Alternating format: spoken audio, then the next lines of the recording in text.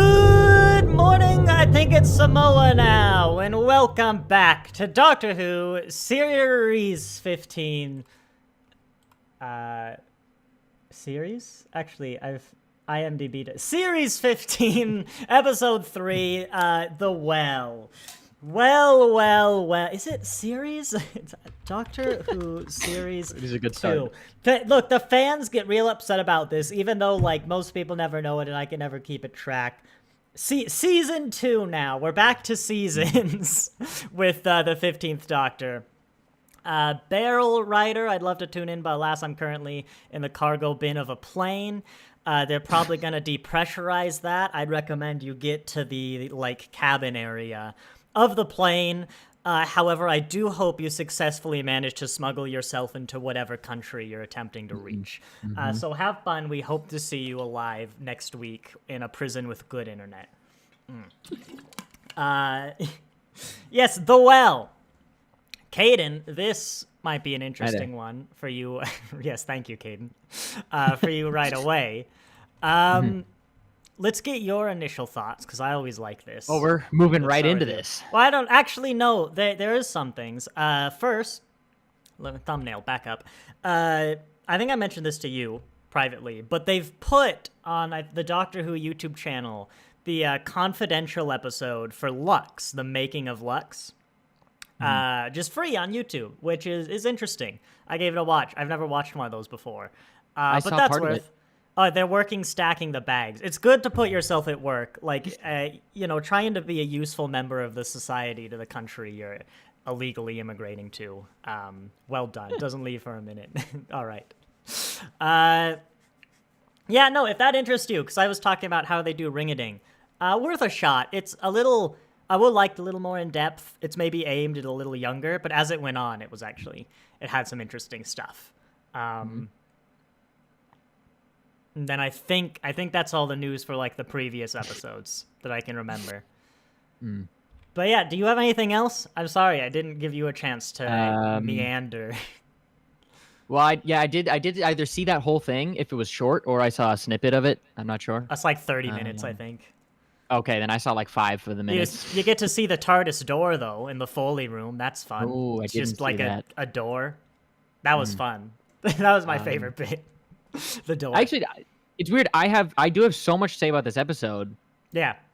More so than usual, even. But okay. I was prepared for like banter to talk about something completely irrelevant, because that's all. That's what we do around here. That's how the show operates. I'm reading Time Worm Apocalypse. We could talk about the least interesting Time Worm book in the Time Worm series. No, this series we do get down to business a fair amount. Yeah.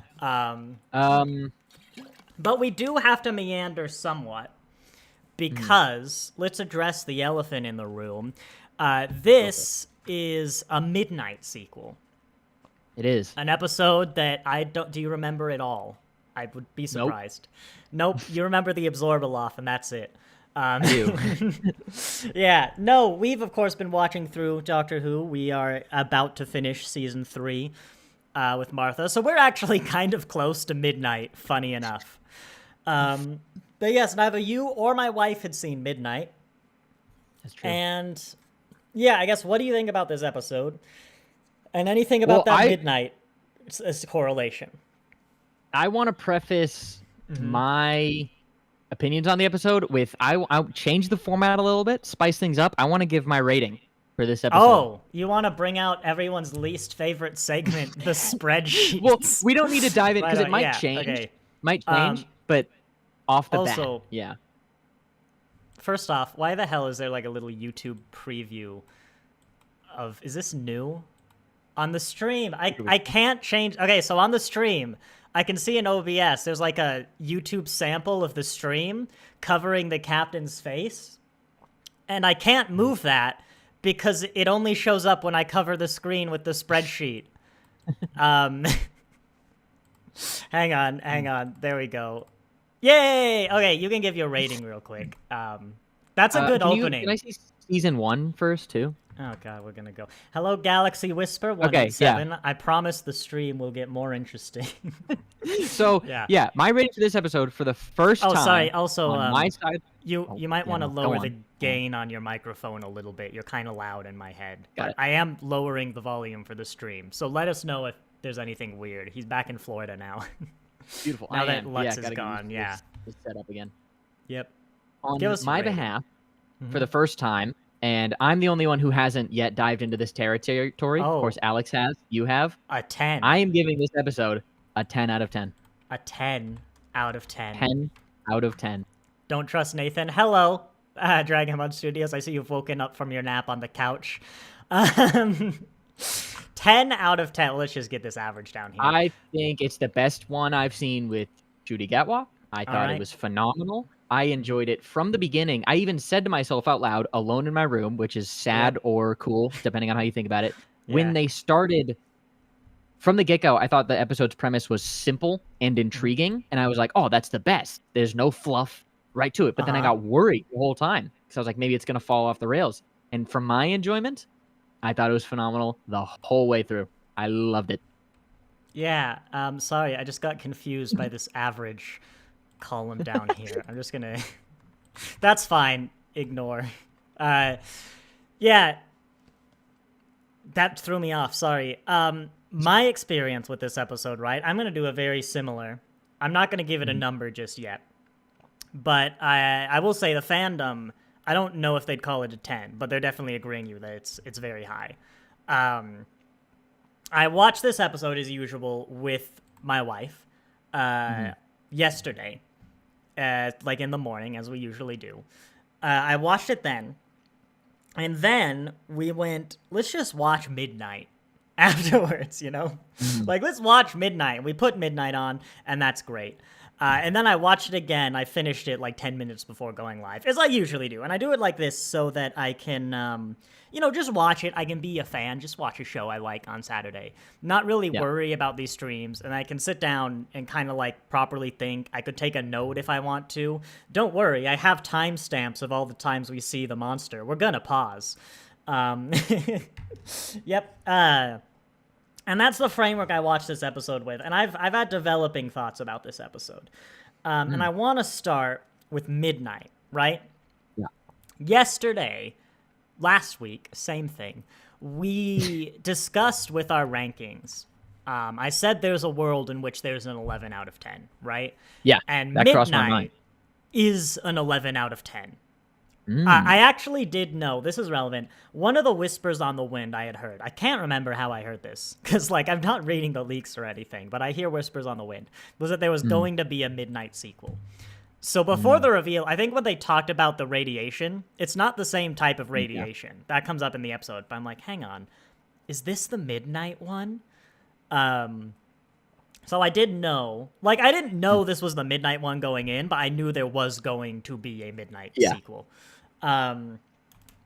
Which, by the way, Russell T. Davies announced is like an unexpected sequel, teasing this season. It's like, well, great, now.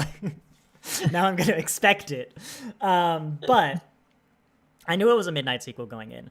And we watched Midnight, because also, for you, this is important context. The first thing my wife said to me when we finished Midnight was, yeah, this absolutely didn't have to be a Midnight sequel. The creature in this episode and the creature in Midnight are absolutely nothing the same. You could make this on any other planet and the story actually works better. Because it's not the Midnight creature. They're basically very different. That's one of the reasons we chose to watch Midnight. I don't have a huge complaint, though, but that's bringing my rating down a bit, because when you invoke the name of an episode like Midnight, you're gonna make comparisons, you know? And this just wasn't as good as Midnight, because, like, Midnight's an 11 out of 10. You gave it a 10 out of 10. This is worse than Midnight, you know? But Midnight is, it's along the same vibes, right? So Midnight is a psychological horror. It was a very scary episode in elementary school. It's still scary. And I'll say I did not sleep well last night. But Midnight is like a bus full of tourists, like space tourists on this planet made of diamonds.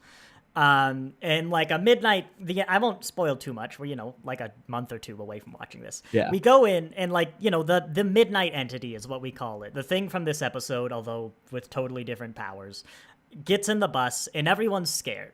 And the whole episode is basically a study of like humanity just backed into a corner and terrified. You can't stand on the surface of this planet. There's no atmosphere, even though it has an atmosphere in this episode. Don't worry about it. And they're trapped. They can't get help, and they devolve into basically like witch hunt-esque, deluding themselves. They're taking irrational actions and making like stupid illogical deductions. And you can really understand why and see what they're terrified in very believable ways. And you can see the justifications where there's, a character who's like always switching who they think it is. And every time there's like, I always said it was her. I always said it was him. And it's a phenomenal study. Go watch Midnight if you've never seen it. If you like this, you're going to adore Midnight. But yeah, Midnight was phenomenal. And when I watched the episode the first time, I wasn't sure. Much like you last time, I'm like, I have no idea when I'm going to put this on the 1 out of 10.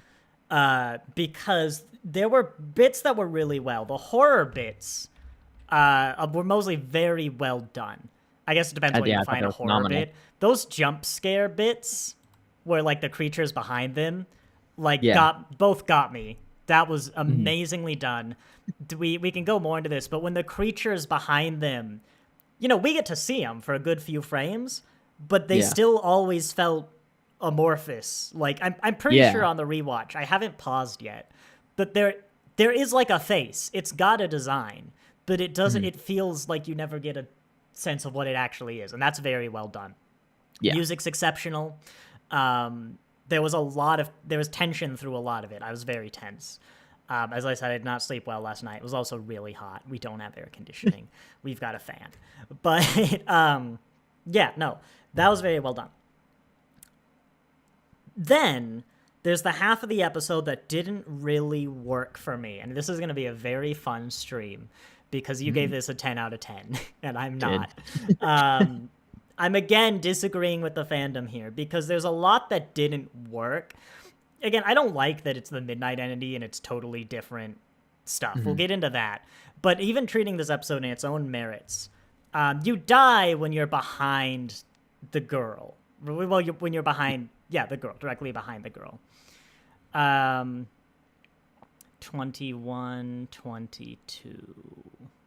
Here is a scene in which, to prove that there's nothing behind her, Alice turns around. Right? And everybody's looking at her back, and nobody dies. Here's a bit. On my second. I didn't catch the first one. Oh, you gave this a second. I did for the first time. I really liked it. No. There's a scene where we establish the whole top down. We gave the top down views, and so like the positioning of everyone is important because you're behind Alice. That's the big thing. And we watch her turn her back from the top down on like half the military people who don't die. And there's some little things like that. We'll get into a lot of these. I sense there was some Death by 1,000 Cuts where the big military guy, the main guy, who was like the antagonist, really annoyed me in ways that didn't work, like Midnight, that we'll get into. Some people seem to be making deductions that I don't think they have the actual information to reach. The explanations seem to kind of contradict each other. There's a lot that didn't really work for me, and I think you can have a creature without well-defined logic. But I think what you can't have is a creature in horror, I mean generally, but especially horror, with inconsistencies in how it works. And this had enough wiggle room where it kind of appears like they are. And the problem is the bits of this episode that were weaker for me kind of destroy the tension, And when or reduce it. And when I'm not feeling tense because I'm going, wait a minute, is that what happened? It's, the horror bits aren't going to land as well. Like half this episode was really tense, and the other half, we'll get to the bit where she runs into the pit, weren't. Yeah. And it doesn't help, right, that on the first watch through, both my wife and I separately had theories that I think are more interesting than what the actual episode was. Because we start off, we meet like the only survivor, who's a deaf girl, right? Mm-hmm. And then I think even it's the doctor asks the question, or like the question's raised, like, why is she alive? You know what? Yeah. And Caden, can you think of anything about the deaf girl that might set her apart and uniquely identify her from like the 23 individuals on this colony? Absolutely, her red pants. You're right, actually. Well, no, he's got red pants here. It's her white top. It's a different. She's That's out a of different uniform. kind. Those are like jeans. Yeah. She's got a different material. You see, No, yeah, obviously, it's some, sound is going to be some important aspect. Yeah. And it kind of was. But my first instinct is like, all right, it's a sound monster. We can't see it. The mirrors are broken because of like the sound, some vibration or whatever. It's maybe crushing people to death. I don't have a complete picture, but I'm like, okay, this seems like it's a sound monster. I can't remember some other theories. I like some things building to that and theorizing. This monster wasn't bad, and it's not necessarily bad that I'm wrong, but it was detracting for me that it took... Actually, when was it? It was honestly like 30 minutes to come up with, oh, you're deaf. I guess that's why you survived. Well, I'm kind of waiting for the inevitable, like, all right, can we get to the reveal that it's sound-based? Which did kind of detract, kind of feel like the episode trying to catch up to me. Alex had a thing, I think, mid-through, after I shared my, like, sound-based theory, is that this episode is called The Well, right? Yeah. And Alex has actually put this in chat now. They said, I think the well doesn't refer to this big well, which they somehow missed. But, like, the physically well. And this is a monster that can only attack those in, like, perfect health. Which, first off, outstanding concept. Like, a monster that you have to protect yourself by like, injuring yourself. Yeah. Exceptional Doctor Who episode that does not exist. But I want to address the immediate thing. I don't like the implication of someone who is deaf is unwell. There are ways you could make it work. Like if she is deaf because of some accident, that works a little better. I'm sure you can play it nicely. Like maybe she is well, but the creature doesn't realize. Like, I don't know. There's probably a way you can do it, but I think we're going down some dangerous territory. And I've never liked... When shows do it, I've never liked it. Cause, it's a cool concept, but I think it's I think there is... That implication doesn't exist. Well, if she's born deaf, like, her body's working as her DNA says it is. Why is it unwell? So, like... But just don't make the, like, character deaf. Give him a sprained arm or whatever, if they did that episode. But in this episode, the well is 100% referring to the 5 mile but, well. Like, we were both pried with these two amazing examples we were building in our head, and then it wasn't that. And I'm like, oh, that's kind of disappointing. Well, I feel like that's kind of a circumstance where if you went to a restaurant and you ordered a burger and you were upset because it didn't really taste like the pizza that you enjoy. The main point... It's still a good burger. I totally agree, right? The main point is that it did affect the early part of the episode where I'm kind of waiting for a reveal that... even if it never comes, I'm still waiting for, like, okay, let's get to the part where you catch up with me and realize, yes, she is deaf. Yeah. That might be important. But yeah. Shoutouts, by the way, to also having her talk, like, verbally, which I I loved the actor. I think she was probably my favorite in this episode. I just loved I knew her. deaf people could talk. A lot of people don't. I think it's incredible. I have no idea how you'd learn how to speak a language without being able to hear it. But I genuinely don't think I've ever seen it in fiction And so I do I like the representation, and I do like that. As much as I said, like, you know, it seems obvious it'll be because she's deaf, is because that's what you do in storytelling. Is like your disabled character has a disability for a reason, and that's bad. You know, not absolutely. Like, yeah, you could have a cool story where like a deaf person is like in a better situation to deal with the problem. But also sometimes you just got a deaf person, you know? Yeah. And I like that wasn't like, it did matter. Well, we can get into the whole whispering thing, but I like how you could remove that and the episode works just as well. Yeah, perfect. And we had one in 13th Doctor too. We had a blind girl who the fact she was blind was like totally irrelevant, really. Pretty much, yeah. And so, yeah, no, she was, I don't know the actress, but Alice was pretty good.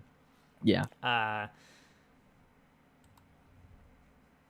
But that was my first watch through, right? My second watch through earlier today, after watching Midnight, I just got really, really annoyed at all the little problems. I have to be honest. And I was watching more, because I think there's some bits I missed, right? Where I think my impression after the first watch through, and also now, is that this is a story where in the writer's head exists like a great story that makes total sense, and all the cogs fit together, and it's very good, and is a great premise for an episode. And 20% of that logic didn't make its way onto the screen. Okay. Right? That's the impression I get. For example, we open with Alice having had to shoot her best friend because her best friend, who had the creature, was going to kill her first if she didn't. Mr. 10 out of 10. Yeah. Why? And I have an answer. This is rhetorical, but I want your thoughts first. Why is this not a situation that can be diffused? At the time we meet Alice, she seems to know everything about how this creature operates, right?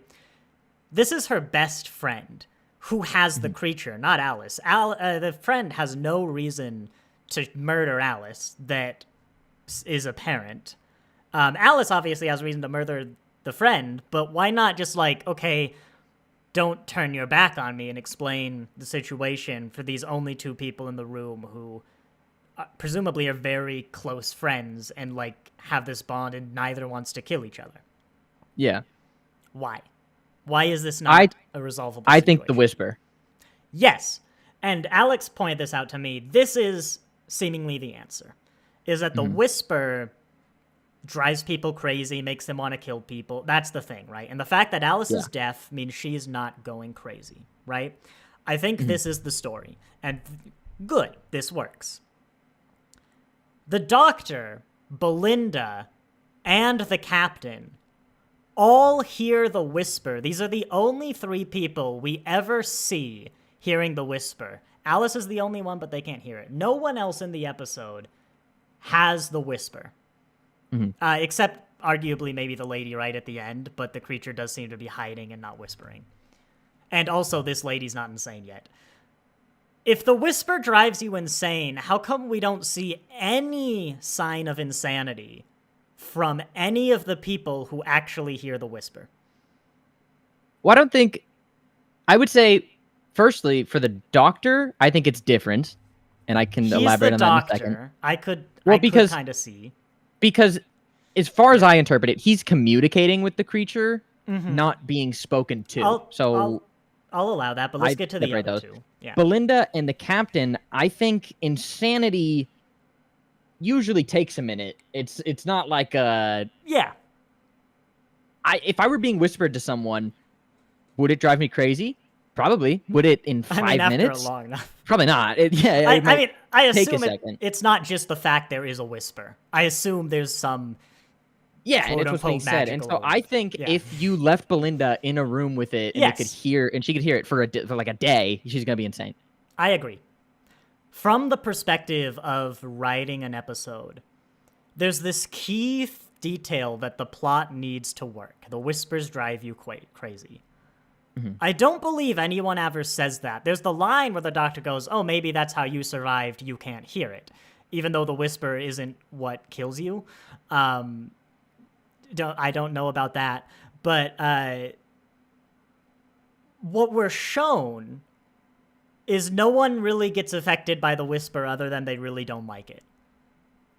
And so I feel like it's really easy to miss that detail that's very, very critical to the plot. I mean, Alice does say that everyone went crazy. I can interrupt because you're ignoring me in chat.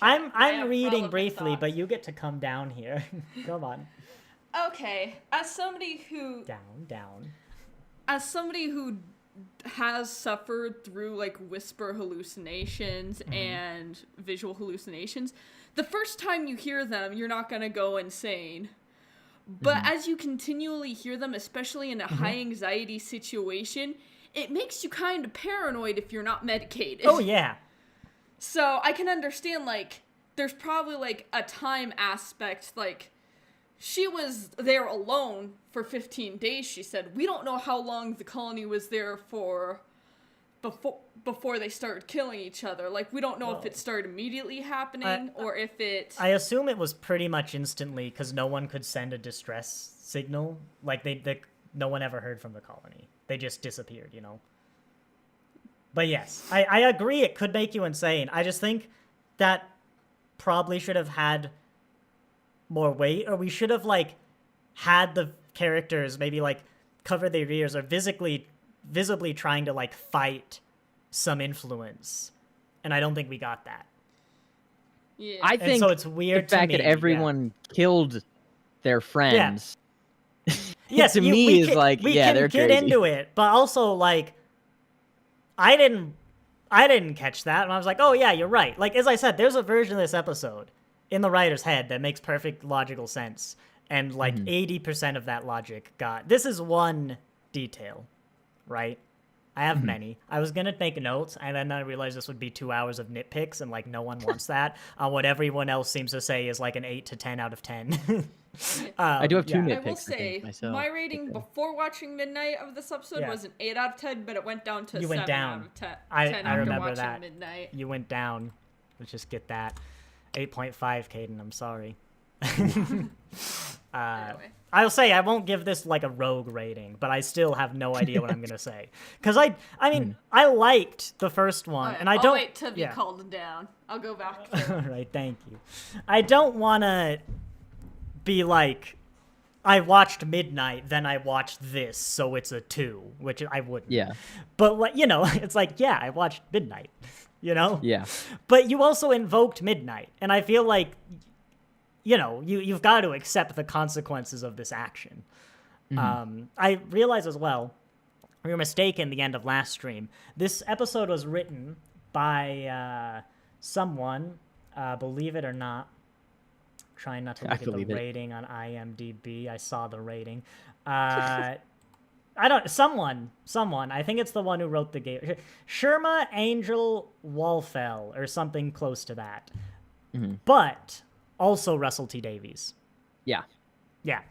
I see some speculation that's like maybe the writer had like their own original plot that Davies put into Midnight, which I was very worried about the Midnight Speakers episode, because of course Midnight works much like 73 Yards, but more so that it's like totally unexplained. Yeah. On paper, I think this episode makes Midnight worse. I think it elaborates on both Midnight and the creature. For example, the doctor says like, oh, the creature in Midnight was like having fun playing games. Which is like, this looks more like a game to me than Midnight, but whatever.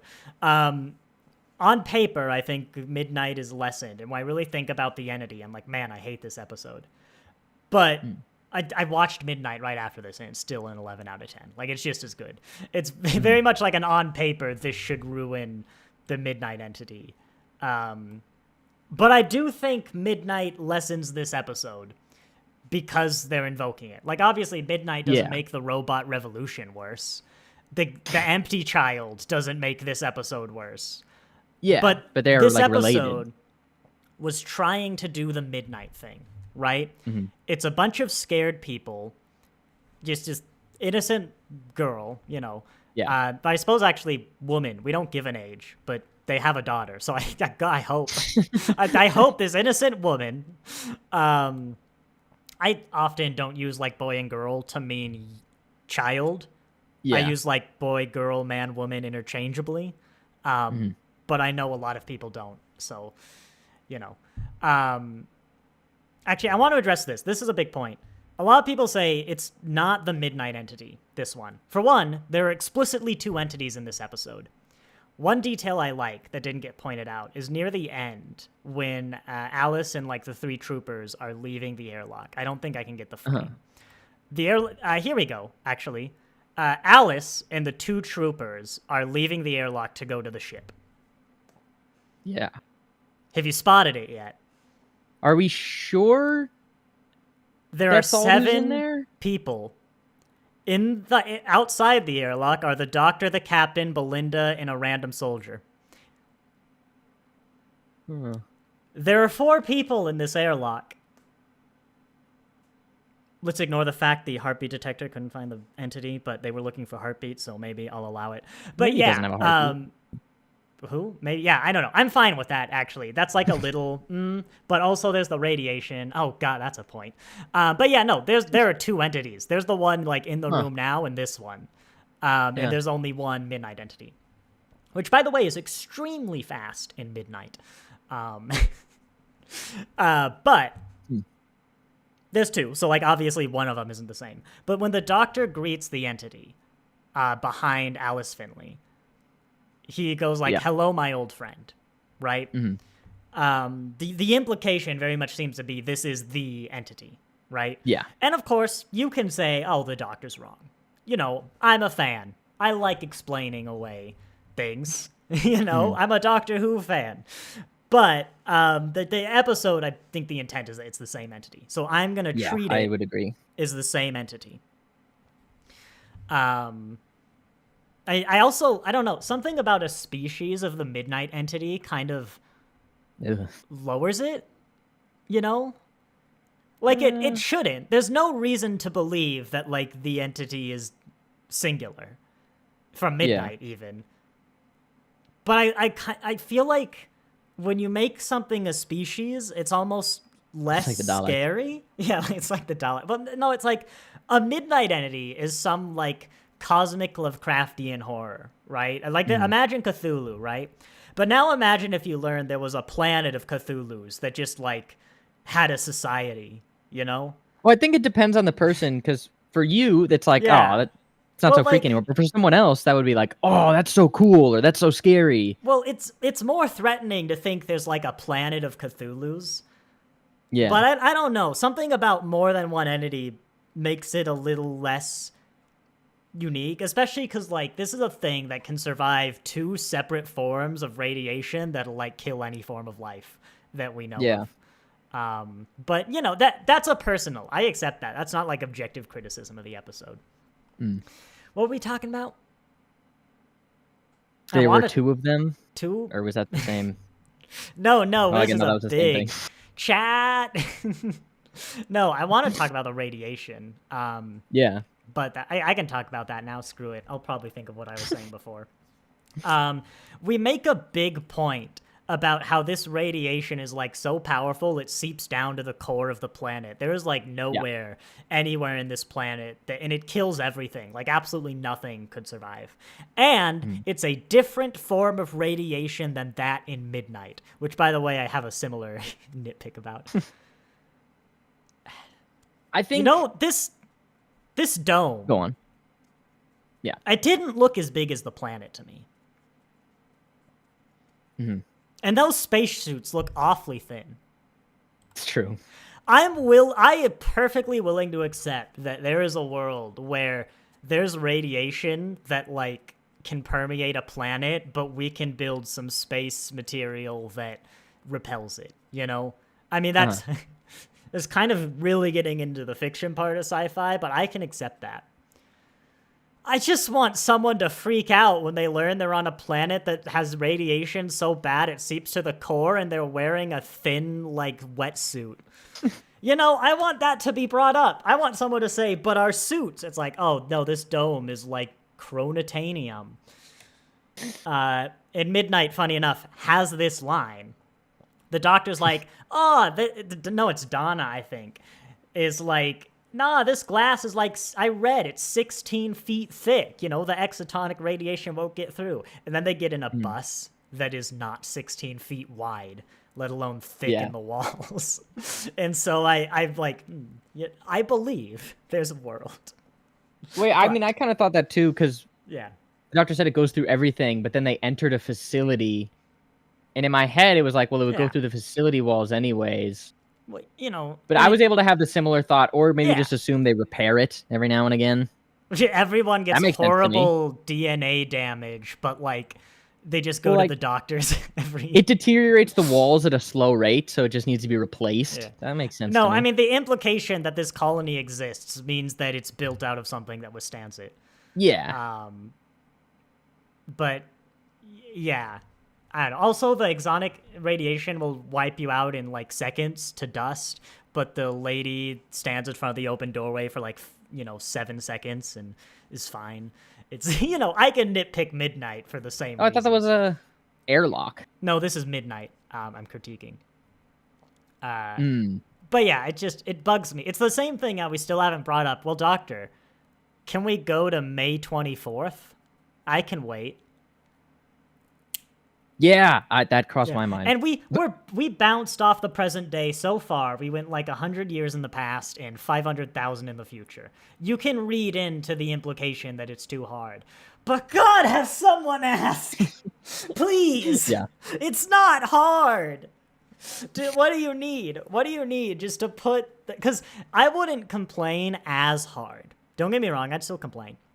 I wouldn't complain as hard if this hasn't been something that gets complained about for like 15 years with the episode Angels Take Manhattan. Where we can't go to 1920s New York. And now I think it's poorly explained, but I think it's explained enough why he can't go to New Jersey or like 1930s New York, right? But it's really poorly done in the episode. And we've been complaining about it for like 15 years, and I'm sure Russell T Davies is aware of that. And it's the little things. Mm-hmm. I've been commanding this episode a while, though. You want to go over one of your things? Maybe bring some positivity, one of your nitpicks? For anyone wondering, this is exactly what Nathan is like after watching the episodes. Only the ones that deserve it. I had nothing but praise for Lux, except for that one bit being a bit too long. That was it. Well, I have two nitpicks, but they're very dumb and they're very like Caden nitpicks because they don't matter at all. Go on.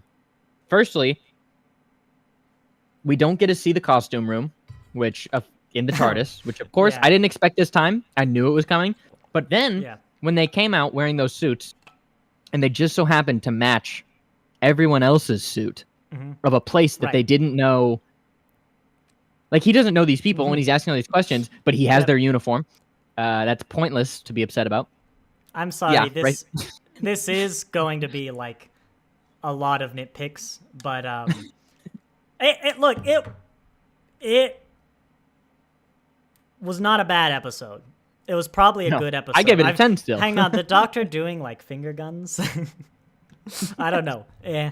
But like this is what Has Been Hotel is watching in any episode. Look, Has Been Hotel relies on nobody knowing a thing can happen, despite one of the main characters like the biggest thing about them is that thing has happened to them. Has Been Hotel is a great show. You should watch it, but it's not the tightest written show in the world. I do like Has Been Hotel. So, actually, you're right. I'd love to talk about this whole opening bit more in depth, unless you had something else. Well, I mean, I'm good to go for the scene by scene, because then my second one will come up later. I don't know if I'm ready for a scene by scene, but we will obviously do one. It's kind of funny that we've used this exact same shot for the third time. They did this in Devil's Cord too, and honestly, it's almost there's almost an element that's becoming formulaic. Like Miss Flood shows up, Shooty Gadwa cries. We do that one TARDIS wardrobe shot. The thing is, too, they probably did these all, like, I imagine it's the same day. They had, like, the camera hooked up to this big arm coming through the wall, and, like, they had to just do it over the course of, like, 8 hours. And it's just so funny to me that they walk in, they leave, they have to change the outfits, you know? I'm expecting more of these now, too, because it is now, like, this is a thing. But it's getting a little, like, the more we see it, the more we're going to think about how we keep cutting instantly between the doors. And I think that that's actually happening in real time. I don't know. The more we do this, time pass. Like in episode 8, we're going to spend 20 minutes on the wardrobe change scene. Well, maybe they're setting up for a very big wardrobe episode where they get stuck in the closet. You know, I'd give that an 11. Okay. I'm not sure how I feel about like different parts of the TARDIS kind of happen. Like the idea I can see being in Russell's head is that sort of the TARDIS is kind of multiple times, and so right here in the scene we've paused, there's also like something from the finale happening, and maybe the 7th Doctor is dealing with something because it's a weird infinite timey-wimey space, right? I don't think I like that. Because there's also implications for some real horrible things. Like, if someone goes to bed, can they, like, walk out in the wrong decade? Like, what happens when the TARDIS gets taken over? You know, I don't know. But there's an episode, a real good episode of... Sorry, Alex, I'll share that comment in a sec. A real good episode of, like, that goes wrong, you know? And the companions are kind of stuck, the Doctor and the companion... maybe meeting each other in different order. I don't know. There's storytelling potential for this going wrong, and I would like it more if it was set up.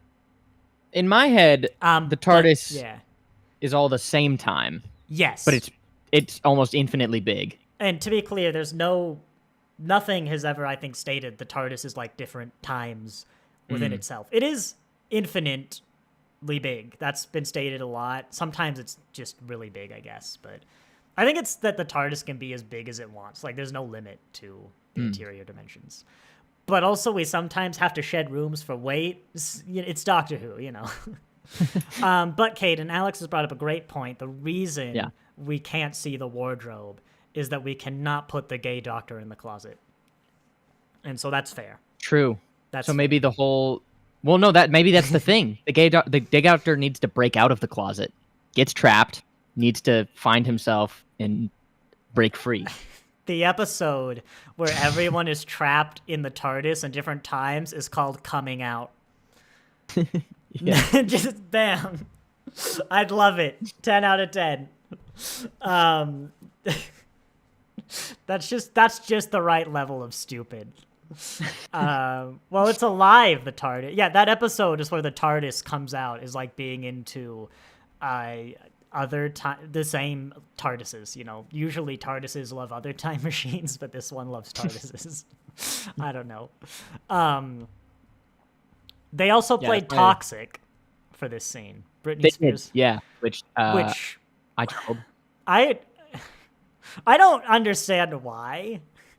I was just kind of weird. I love in End of the World when they bring out their iPod. I don't know if you remember that. And they play Toxic as like an old Earth classic because like all of 2000, the series 1, it is just so 2005 with their like corded phones on the walls and their beefy computers and their flip phones and like this. I'm like, it was funny because Spears Toxic. I made a mental note of that because when it played, that era thought we were really futuristic, and it was like, this is the future, you know. It's like, it's just goodbye 1990s, hello 2000 space age. And so it sort of has that nostalgic but still futuristic feeling. It's because we were kids in the 2000s. I'm sure like our parents would say the same about the 80s, right? I'm sure you're making a lot of the chat feel very old right now. My average audience is older than me. But Well, I don't think Yeah. it was futuristic. That's why. Well, I mean, it kind of was. Like, the internet was pretty darn big. That is true. It was, but now it's just like so cute.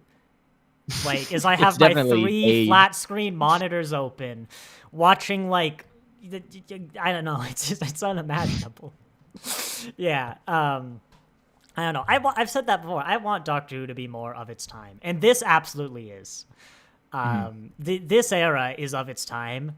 We're gonna look back 10 years ago. We're like, yes, this came out in the 2020s. You know, it's. Are you getting that? Because I am. Just the way of how it's filmed, how the color coordinations and. It's different for me because Yeah. when I look at like the seasons before this, it's like the only Doctor Who's that I know are this one and the one we're currently watching. And so Yeah. when I see clips of like, I don't know, even Peter Capaldi, it feels like, oh man, that's like, I don't know, it feels so much newer that Well, see.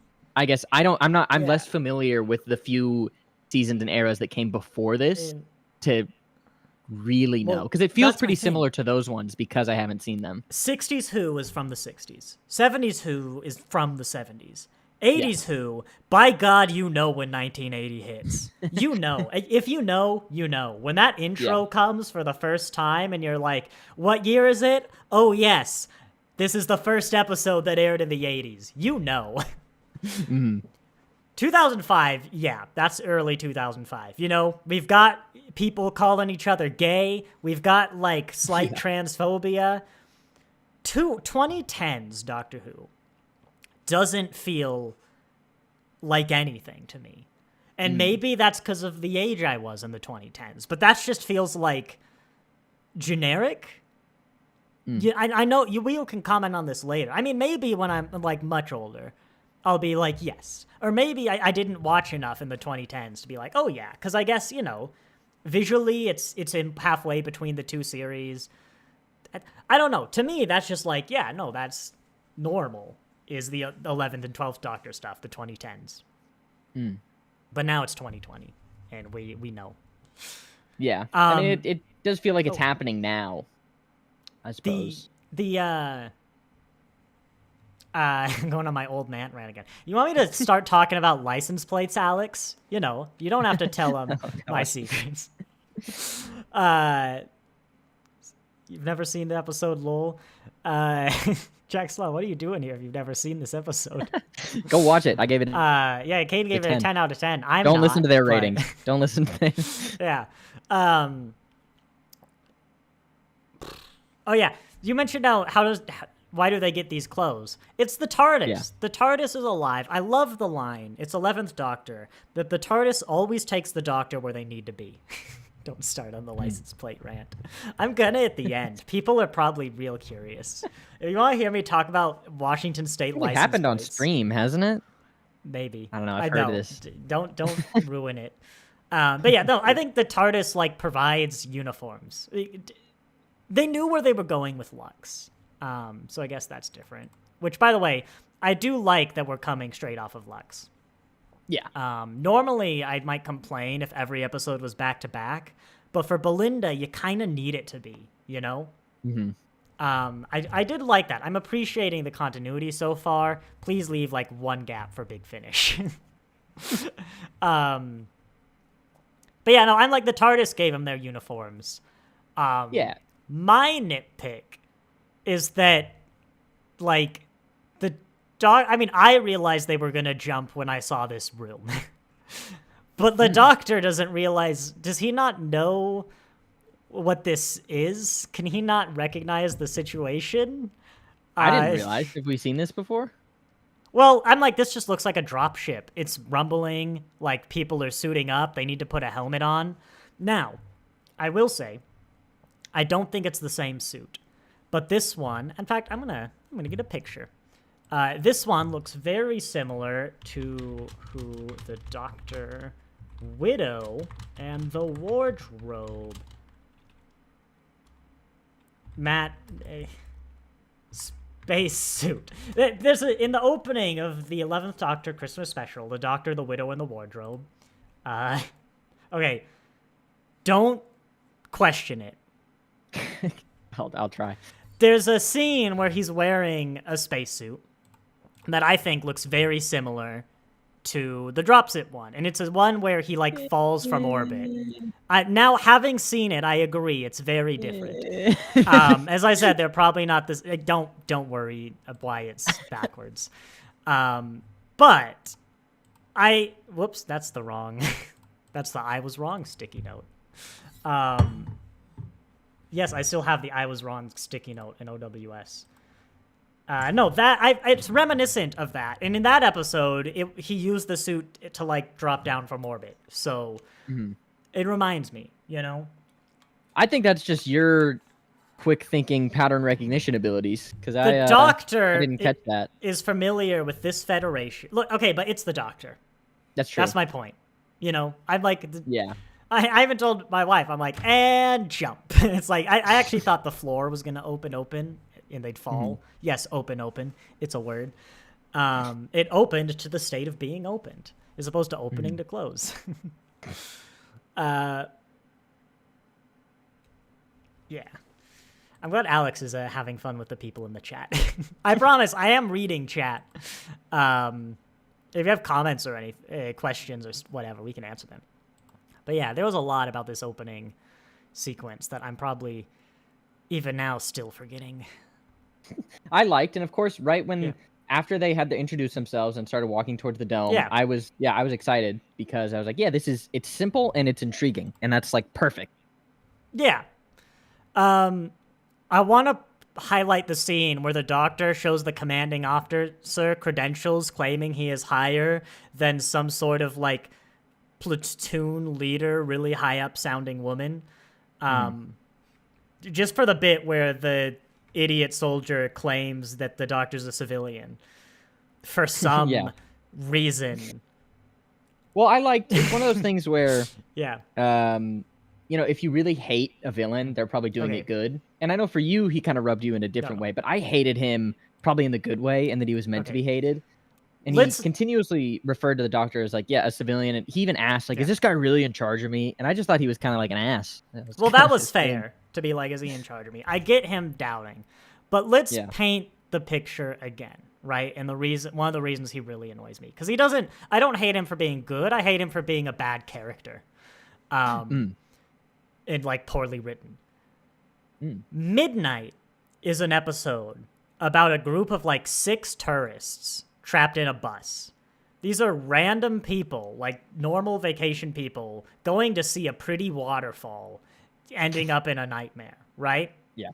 This is a squadron of highly trained space soldiers whose job it is to presumably do stuff exactly like this. Now, I'm willing to accept that this Midnight entity is, like, far beyond them, and they usually deal with what we'd consider like normal soldiery stuff, you know, go in, shoot the bad soldiers, stuff like that, right? But they're still highly trained military officers. Obviously, I get that they're gonna be scared. But this guy's instinct, before even setting foot on the planet, of which they have no idea what's happened to the 23 people they can't communicate with, for all they know, comms went down, is to nuke the site from orbit. I mean, I hate to say it, but to me, that is very in character for a military grunt. That makes sense to me. He's not a good, like, I think he's a horrible soldier. Some foot soldier going, let's nuke the site from orbit. But, like, I feel the Doctor's just not a civilian. I mean, okay, yes, he is. But he is provided paperwork which proves that he is of a higher rank than, like, the person in charge of the multiple squadrons that you are. I could get so many. He's just, like, why is he so fixated that it's Alan Finley? He's like, he has a thing which happens in Midnight too, where it's like, oh, we all saw what happened. Alice, like, threw that guy across the room. It's like, what the hell? It's like in Midnight, it's, you know, everyone's wrong, right? There's even a scene where someone like Belinda is like, no, that's not what happened. Yeah. But you can really see why these normal people are jumping to these conclusions, being terrified. But in Midnight, it actually kind of makes sense too. Because the thing in Midnight is the Midnight entity repeats what people are saying, right? And at some point, it stops being the woman Sky, who's, we'll say, possessed by the entity, and someone else starts repeating the words, right? And they go, we saw the creature move from her to him, right? And, like, honestly, yeah, that's what it looks like.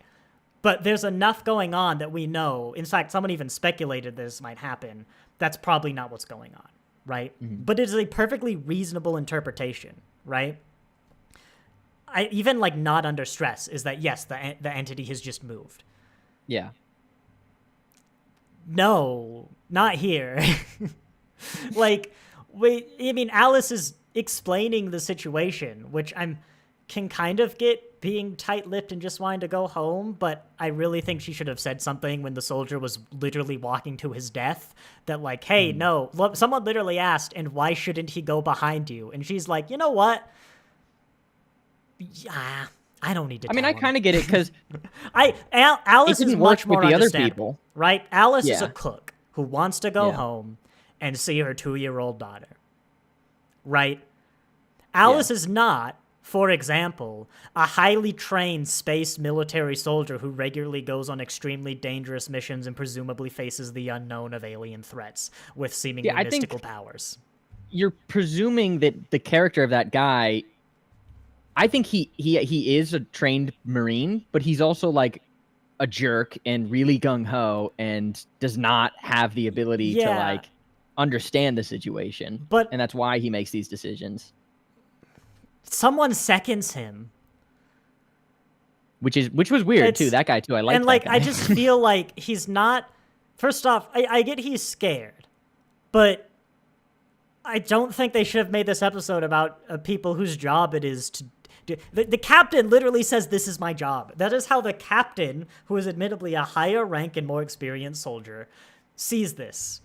I think this guy's second in command though, because he becomes in charge and declares the like code red. I assume your like new recruit isn't gonna become in charge because they happened to say code red. No, I think they're of all the same level except for the person in charge. But code red is to take the person in charge out of it by the people who believe they can't take charge. Is my It's the interpretation. military. They can't all be the same rank. It's like, I don't know. He's all like, these shoot guys to seem kill. on the It's bottom like- of me. These are the grunts. I mean, the captain's in charge, but Yeah. you need foot a chain soldiers. of command, right? Like, especially in a that's scenario true. like this, if your captain dies, you can't have the 10 ensigns be like, oh, That's which true, one of yeah. us is it? You want to draw straws? Yeah, I think the character makes sense to me because he's not a good soldier. Then why is he here? Like, it's shocking after seeing Why- this that he was even put on a squad because he's so wildly incompetent. At the end, There are the bad, lady, incompetent soldiers. this lady recommends him for commendation. What the hell do you mean? He got half the squad killed. If you listen, I get what Because you're he saying. I wouldn't have tried? recommended him. He tried to do it the because best. he He's just tried? stupid. Hitler tried. Like, what do you want from me? I don't know. He was. Look, sometimes trying isn't a good thing. Exactly, and that's the thing when it comes to like writing a good villain. You have to know in their head that they believe they're the good guy, and he definitely thought he was doing the right thing. just- That's why he kept doing it. Midnight Just would wasn't be the right thing. Midnight would be worse if one of the tourists was like the doctor, basically.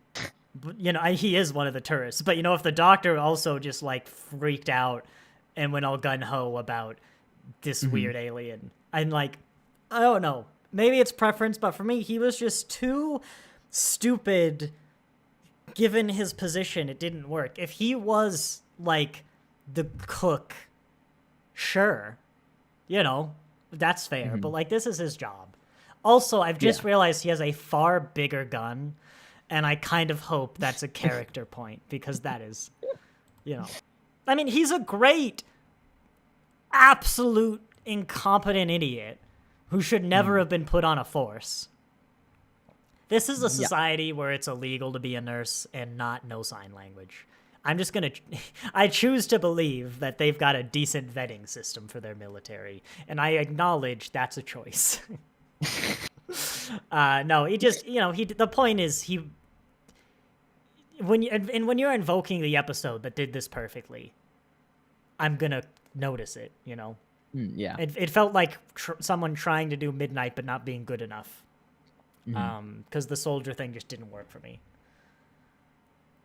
Yeah, that's the criticism. Is this the fakest shot you've ever seen? I'm sorry, I didn't mean. I think we've got a bit of a delay today. I keep interrupting you, but yeah. How do you mean? I don't know. It's just something about it.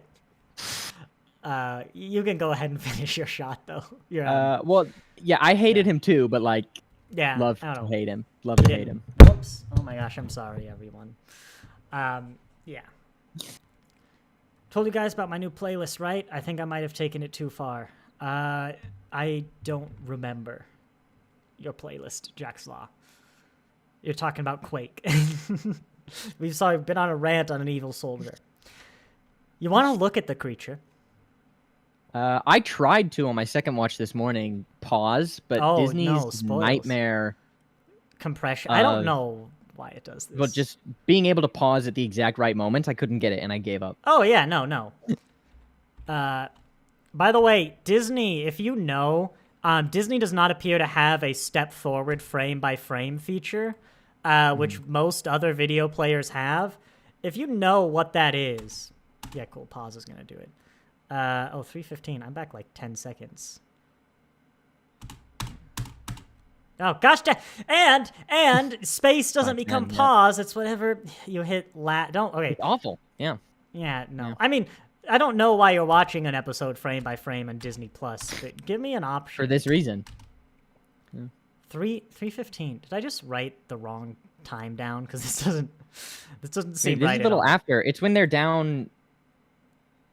It's after this, a little bit. Yeah. Oh, before. Because they're down on the ground. Okay, you hear what I'm doing?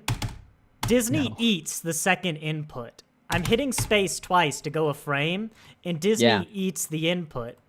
Yeah, yeah. Where is it? Because I it's honestly, behind this. It already happened. I wrote the wrong time zone down. Oh gosh.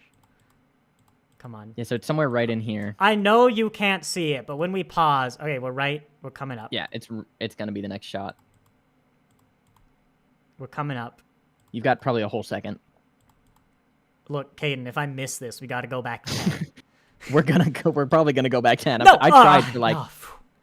I tried for a while. Is it forward and back? No. Look, I got a few of these. Okay, it's this one. They're gonna look up. I could show this. Okay. By the way, can we acknowledge these? Everyone is like praising these, and these are a revolution. But like everyone puts their hands in front of the way, and by God, Alice Finley has got the best eyesight I've ever seen because everyone's like 20 feet from her, and I'm like, Alice Finley, can you read me? I'm like, I can't read that. Like, what are you talking about? Strange, but and then she's gonna say a word. The expert. Okay, this is the end of the sentence.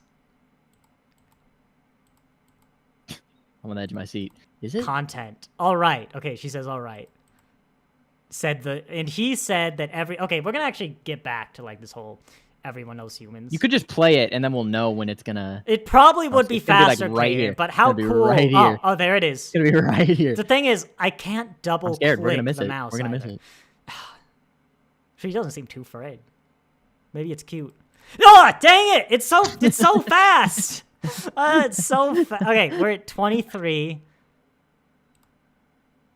You just gotta feel the rhythm. The thing is, did it move when like Alice didn't? Disney is like, oh, you want this? Oh wait, no, I'm doing frames. That's too far. Wait, I'm gonna turn my mouse sensitivity down. I'm turning the mouse sensitivity way down. Could probably just Google this. Okay, wait. Look, we've had trouble in the past. What if I make the player longer on all 3 of my monitors? I have a time bar 3 monitors wide. Oh, This we're is an doing it. abomination. We're doing it. I do. I have a monitor, a time bar, This three is monitors wide disgusting. now. It's not even moving. It's like, oh no, you look at that. It's moving backwards. That's It's going. weird. What if I drag it? Disney. Grumble. Oh god, whoa, that's too sensitive. Oh god, what is my mouse sensitivity normally? Doctor Who, the Midnight. Of course, it wouldn't have it. Actually, you want to know what the creature is apparently credited as in the episode credits? Ooh, I do. It has no name in all caps, which I like also that. implies it had an actor. What the? Oh, that'll be from like the behind the scene. Oh, there we go. it is. Yeah, What I am liked it looking better at? when you couldn't see it. I was really Yeah. nervous when they were doing Yeah. the over-the-shoulder shot with the doctor that they were gonna show it, and then they didn't, and I was Oh like, god, yeah, that's what I was talking about that one time. Midnight's the episode where every now and then. Oh look, there it is. yeah. Yeah, I mean, look, we all Terrifying. knew we were gonna ruin it, right? we knew we were gonna ruin it. It's scary here. Look, Kinda. this is worse. Look at that, and that's that is Sleep No horrifying. More. I hate that. Yeah, you can watch Midnight, by the way. It's standalone. Donna's like barely even in it. There you go. There's Midnight. Yeah, no, that's just worse. It is perfect in motion, like we talked about. It's only Freedom- there. It's No. not there long enough by just a few frames. Oh yeah, it's a great mask to do the effect, but I forgot the thing that I remembered. What was I remembering? What were we talking about? It's that's a about good- Midnight. It's the standalone. creature's credited The creature as is credited, it has no name, which means it has an actor. which means it has an actor. Before that, Before that, God, what was I saying? I don't. your monitors. Please, my monitors. Midnight. No, it's got Midnight standalone. Oh my god, David. Ugh. Why are we even getting these pictures? No clue. I liked how we often didn't see Alice's back, and I mean this shot is just proving that. But I did think that was a good shout. Yeah, Midnight standalone. Okay, chat. There are things Nathan gets excited about. The time bar 3 monitors long. Look, I don't think other players do that. Do you think I took it far? Midnight standalone. Donna's barely in it. That's what you were talking. No, before that, I just remembered something. I think Alex, it's, Alex, what is everything we wind. talked about with Midnight privately? What? I mean, here's one. It bothered me when he said that you have to be it's a clock. You're standing at midnight, and I'm like, 6 o'clock is behind you.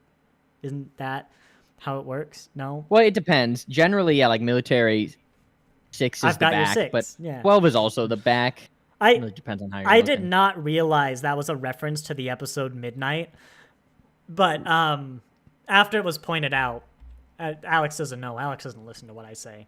Here we go. This one had a face though. Oh, where? Is that it? Is that Sky? It's in the dark. It's easier to see in motion. Is that a skull? It's right there. I don't know. It kind of looks like a Stranger Things Demogorgon. Can I make it real? Demodog. Real big. Oh, my Chrome is 3 mon. Oh my gosh, that looks weird on the stream. Wait. Disney is preventing me from making the window bigger. I literally can't make it bigger than that. You gotta pay for that. You gotta pay. I do pay. That costs extra. I don't think I pay for ad free. No, I do. In my defense, I go on tangents. You've not seen Rick and... Why are we talking about Rick and Morty? I've seen some Rick and Morty.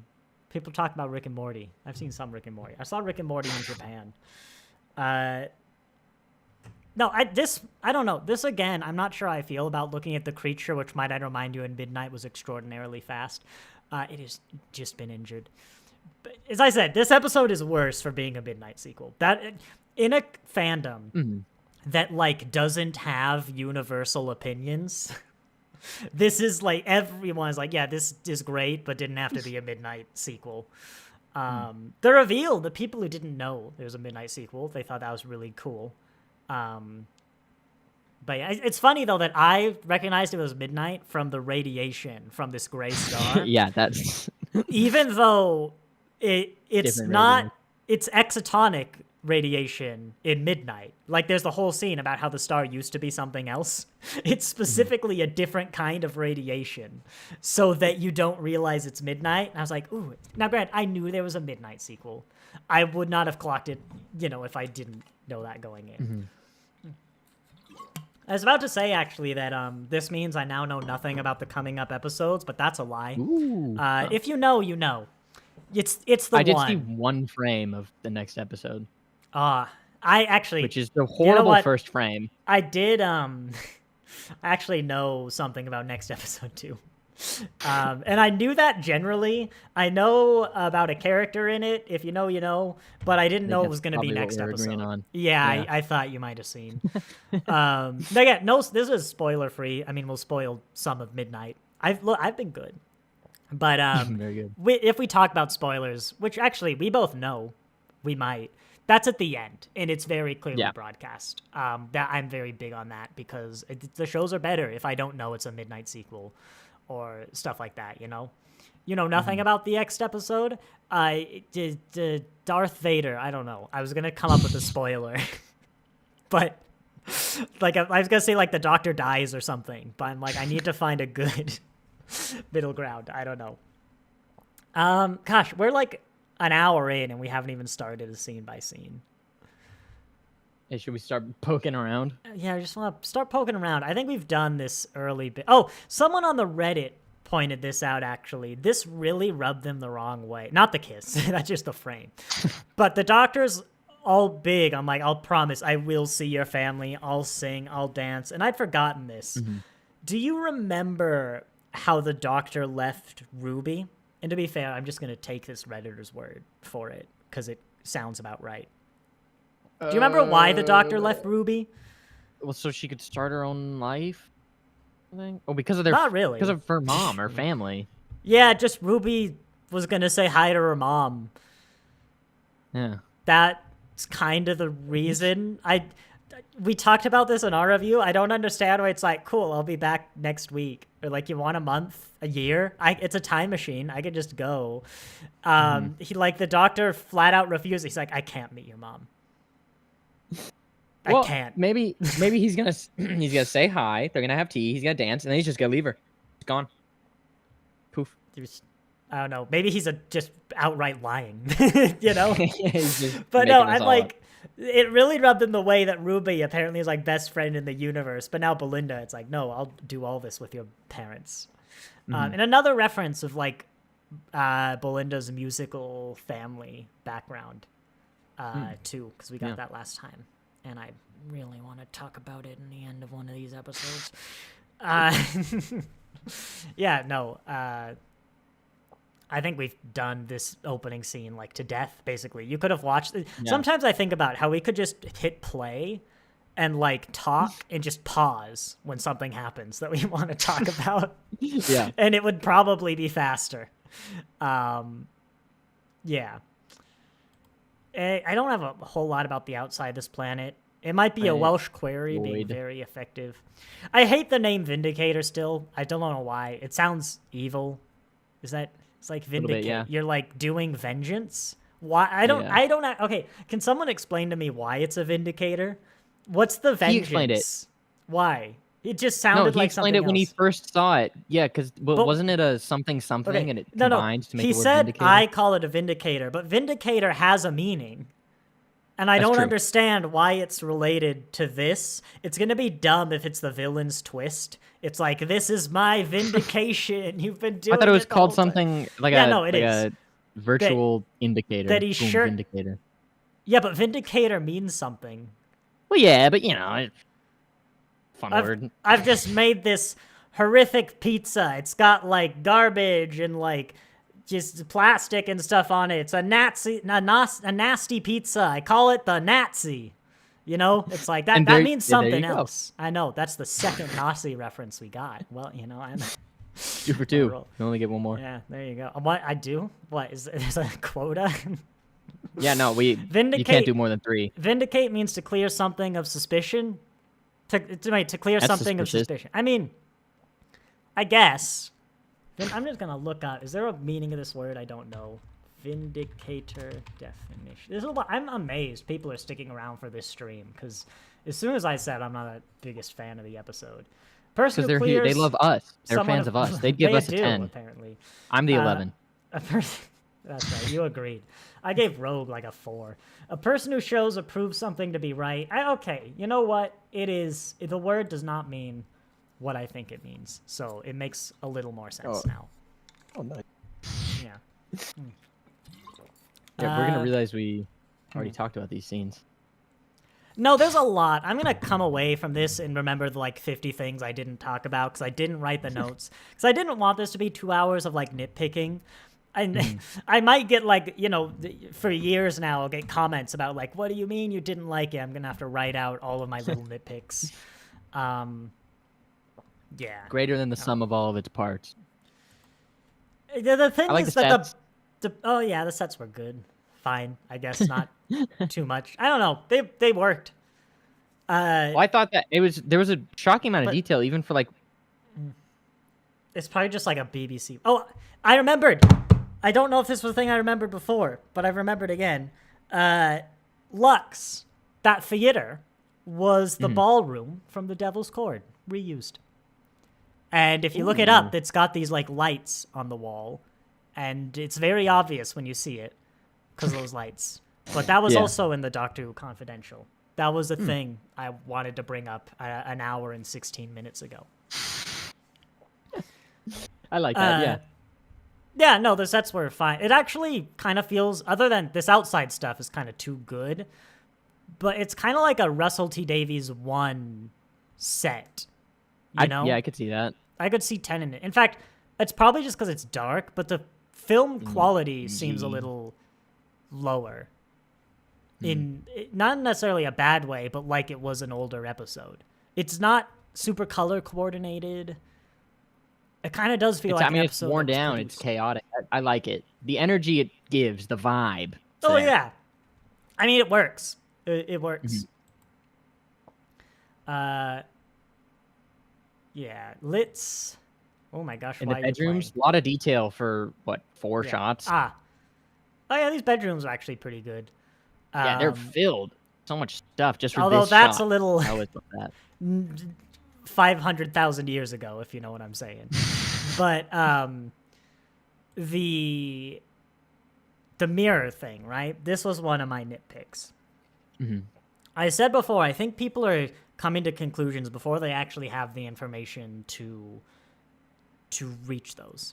Like when Belinda explains the problem, this is like them explaining the situation to the audience. First off, MI6, did you really need the bolts? I understand the That concept is my of second being nitpick. behind.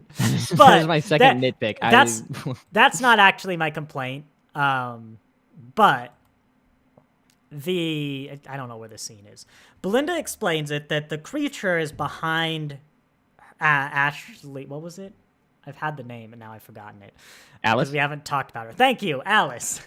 The creature is behind Alice, and if you go behind the creature, you die.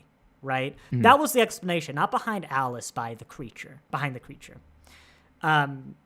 Which I don't know how Belinda could possibly have deduced that. That seems like a weird detail. But maybe that explains some of the times that she's behind. People are behind her and they don't die. But then the next sentence is like, so you can't go directly behind Alice. I'm like, I don't know. If I hugged her from behind, I'm not behind the creature. You know, I thought I just learned the opposite. And then, I don't know. It was a little weird, but that's what looks like it's happening, right? You go behind her, you're somehow with the creature, and you die, right? Yeah. Oh, I remembered. It's the whole humanity thing ages ago. That's why I forgot. Thank you, Harvey Cunningham, about Belinda getting a grasp. Yeah, no, I think she did. And it's just in general. The Doctor, too, made deductions that turned out to be right that I shouldn't... they were weird to make because they had unnecessary detail you wouldn't know. Again, that seems to be the issue, right? But also, I guess it's looking at the creature is the issue. Because if you're not looking at her back... You're not looking at it, you're fine. That makes sense to me. Yeah. And apparently like, I understand it broke the mirrors. Seemingly I don't know, it was a big fight, maybe it just happened. So like maybe it can't see its reflection. That's a reasonable They did thing say to that check. in the episode. But like up until that point, there's nothing to make me think that sight matters. Like, again, it's worthy to check. Maybe something about a reflection will do, because it broke the mirrors. But everyone seems to be like, what if, like, you see yourself? I'm like, well, so far it's being behind that's the issue. A mirror doesn't make you behind yourself. It reflects light. 2 mirrors. If you turned around, yeah, but like, then your back is to the mirror. Why is it light? Like, multiple people have seen this creature. The Belinda did. At least the bald soldier did. The doctor seemingly did as well, but I can't tell if he was talking about seeing the pipe. So, like, why would I don't think sight per se saw it, because when we saw it before having that pause, I mean, would you be able to describe anything about it? Like, no, but I saw it. The light hit my eyes. Of it and seeing the whole creature are very different, I believe. Okay, but like, could the creature just not look at itself? Why is the creature necessarily... Wait, this creature lived on a planet of diamonds. Diamonds are reflective. Inside the planet of diamonds. No, it was on top at midnight. It ran across the peels of diamonds. Like, why... the planet is a mirror. Not a good one. So, you know... Do you feel as though the creature is one of the gods? No. I thought it was weird that they brought up the creature was laughing. Because it kind of feels like, you know, we're really making that a thing. Laughing is like something you notice. Would it be cool? No, I don't think you should have explained the midnight entity. Same with this one. I don't think you should have explained this entity. If we said it was a god, even if we didn't elaborate any further, I think that's explaining it, and I think explaining it's a mistake. I think there's an episode you could have, like the God of Fear, for example, be really good. But not as the midnight entity, I don't think. I almost wonder if it was a god, but the rewrites, or what like Russell T. Davies' contributions in is, we have Lux, we can't have the god again, actually. That would be interesting. I wonder if you need permission to like write a god, or you get assigned. I don't know. But yeah, just a lot of the mechanics on the creature were weird. It seems to like move between people instantly when you kill each other, but they could outrun it. And again, it was injured, you know. Well, yeah, my understanding is, I agree with your non-explanation thing, but I mean, I agree to a further extent. Like, I don't think there necessarily are exact answers for this, and I think that adds to the creature. It goes by what I said before. I think it's creating inconsistencies, and inconsistencies aren't scary, because now the creature does whatever the plot needs it to. Midnight is totally unexplained. We have no idea why the creature was doing what it was doing beyond what you could literally observe. Was it learning? Was it having fun? Was it being controlled by a psychic tiger from Galaxy 4? I don't know. We don't know. Probably not the latter, but maybe. We don't know. Maybe it was the psychic tiger. But anyway, I guess I don't see inconsistencies as much as I see things that haven't been explained. It's not necessarily an inconsistency, but then it's why the inconsistency is more, why do the characters... The characters are coming to the conclusions the plot needs them to from ways that feel unnatural. Like, why does Belinda think it's being behind the creature and not behind Alice? That's the issue. In fact, seemingly being behind Alice is actually fine. Oh, I think this is why people didn't die when she turned around. Being behind Alice is fine. Being behind Alice when someone is in front of Alice is what gets you killed. So actually thinking about it, her best friend couldn't have done anything if there's only 2 people. But setting that aside, I think it is only 2 people. Well, no, I didn't get that implication. There's the scene where the captain gets the guy killed, right? Yeah. And the guy is fine until the captain sidesteps. So the guy is directly behind Alice from the captain's perspective, and then he dies instantly. Well, I think Alice followed the captain and kept turning to make the other guy be fully behind. I could try and find the camera work, but I just don't think. Well, he's alive. It's not there yet. I just don't think that's what happened. It's before this. Because I had the same thought, but I don't think you need. I think you can see the point though, where the abilities of the creature are not explained to the point where we, the audience, can figure out what is happening in the most "what am I observing" sense. In Midnight, the creature's repeating. And you can kind of see the changes in what's happening in this. In this, I can't tell you kind of vaguely how people die. It has something to do with being behind Alice. But is it seeing the creature? Is it... If it's seeing the creature, why is Alice's friend a threat? There's only ever one gun I think they pick up off the floor. Because the creature was on... Or, well, Alice's rather, friend. if you need two. Sorry, if you need two, why is Alice's friend a threat? No one can put the friend between Alice and themselves. I feel like there's not enough to actually understand what's going on. So then why did the captain have to? That's the thing. I don't think the captain did. I think the captain just made Alice look at them in a way that the other guy would be right behind Alice. I don't know. I think the direction work is a very clear sidestep. We see the camera move from the captain's perspective, and Alice does not move in that shot. But then the criticism is bad direction because it made it look like something else was happening. That I could agree with. Yeah. But either way, something has gone wrong. I think that's the weak point.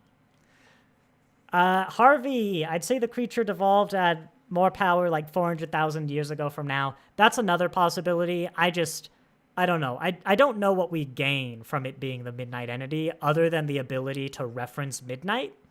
And if the only reason is that you can put David Tennant on the screen, that's a harsh way of phrasing it. But what you gain by referencing one of the 11 out of 10s is people are going to compare you to that. And it's like how the Doctor Who fans in Lux rated Lux 7 out of 10, because you don't want to say, 9 out of 10, best episode ever. Because if it doesn't land, it's going to not land harder.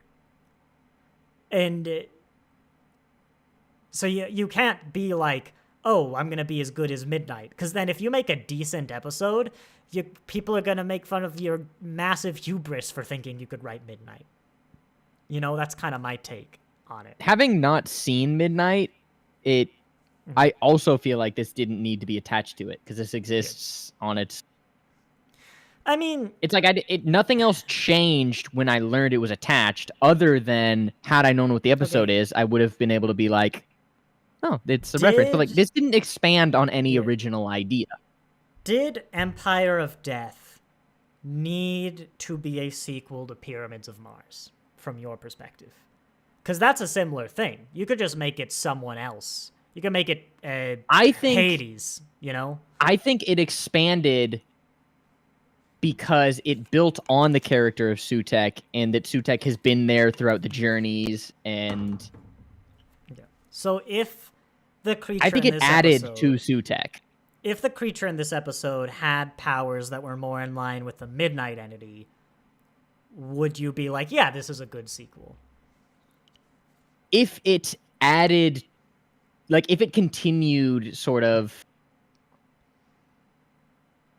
Because you could do something like the Daleks, where they just return and it's just the Daleks, and at a certain point, by my understanding, it just kind of becomes the routine of, this is the Daleks. But the first few times we see them, the story is not the same as the first time we saw the Daleks. Or the Cybermen. It was the Cybermen happened... 4 seasons of reboot Doctor Who, the Daleks are a very good progression in story. Yeah, but then at a certain point, it's like, it's the Daleks, and then every episode with them is the same. So to be fair, the 11th Doctor's first appearance is also an evolution. It's just no one liked it, so we really backtracked. If there was substance more than look at this thing you've seen, then I think that's great. I mean, that's a great way of doing it. It's not necessarily the worst thing. But when Midnight is so highly praised, in large part because of... I don't want to say because of the monster, but, what the monster does. You need the monster in the episode, and that is the setup. Then, I think, yes. But you can't really tell another story like that, I don't think, because it would just be Midnight again. Midnight kind of fully explores the idea of the Midnight entity. So yeah, I'm sure there's a world where, well, I don't want to go that far actually. I'm sure there's a world where you can reference a past villain inconsequentially. Like, remember The Wire, the TV one, where like everyone lost their face and there was just a woman on the TV. Yeah, You can make an episode where The Wire's a villain, and like it's good and it's better for having The Wire. And like no one cares about The Wire. I had to really poke you to remember The Wire. yeah, Like, I really had to think for a second. you know. But also, The Idiot's Lantern's not a 10 out of 10, and I don't think it fully explores the idea of The Wire. You're right. You could do basically the same thing, but it's different enough. And you can't with a Midnight sequel. And that's why this one is so totally different a premise, it might as well not be the Midnight entity. Yeah, I think it could have been a different anything alien. Harvey, you're right. Like, maybe it absorbed power from the sun, because it's new. Maybe, like, it's evolved. But I like to say, if you have to, change the creature to be essentially unrecognizably different, what's the point of having it be the Midnight entity in the first place? You know, why not have it be a new thing with these powers? You know, like a lot of the Dalek, the reboots for Doctor Who that tried to get off the ground, like the movie, the animated series, all those other movies that we didn't get. It's like you have weird, like, flying spider Daleks, and the Cybermen are totally different. Read some of the, like, pitches for the TV movie with the Eighth Doctor, and thank your lucky stars that we've never produced any of them. I've said before, like, I don't know if I've said this on stream, the TV movie we got, like, basically the only official episode of Doctor Who in the Wilderness years, is the only good version. That in the, like, 2009 reboot are the only remotely good versions of bringing back to Doctor Who that were ever produced. Everything else is, like, terrifyingly awful. And because it's a lot of that. It's like, why are we reusing these things? It's always like, oh, the Doctor with his granddaughter, and let's go through a greatest hits of the episodes, but everything's just different for, like, no reason. And it's like, well, why are we using these things? Like, Dalek, we have the 10th Planet, we have the Yeti, whatever that one's called, the Abominable Snowman. Like, why are the Doctor and Master brothers? Why is the Doctor, like, still living on Gallifrey, and also, I think, the President or something? I don't remember. But, yeah, look, they're weird. The world of Americans trying to reboot Doctor Who.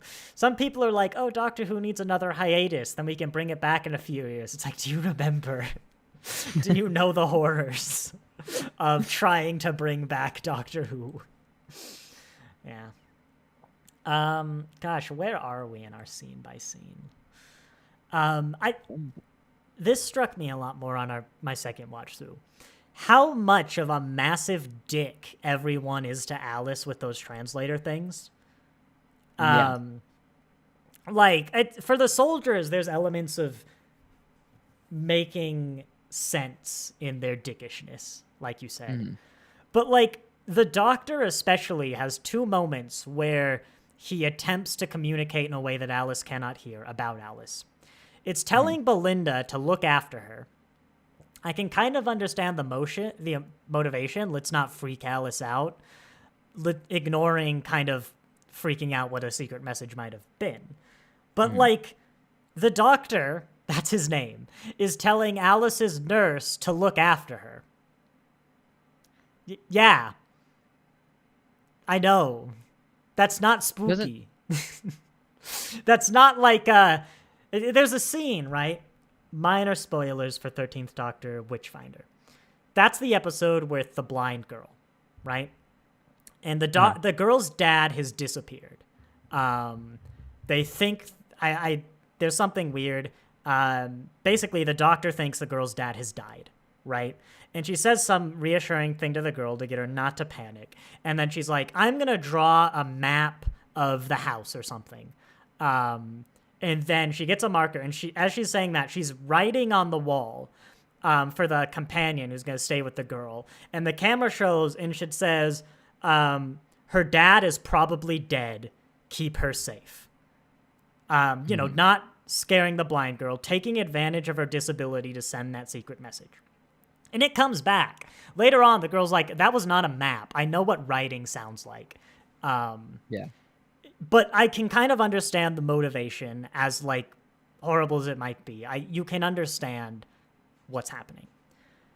The second time, especially, because that one just feels weird, The second time, he turns his back on Alice, basically saying, Alice, you don't get to hear this, is she knows everyone else is debating whether or not to abandon her. This is something that the doctor doesn't want Alice to hear.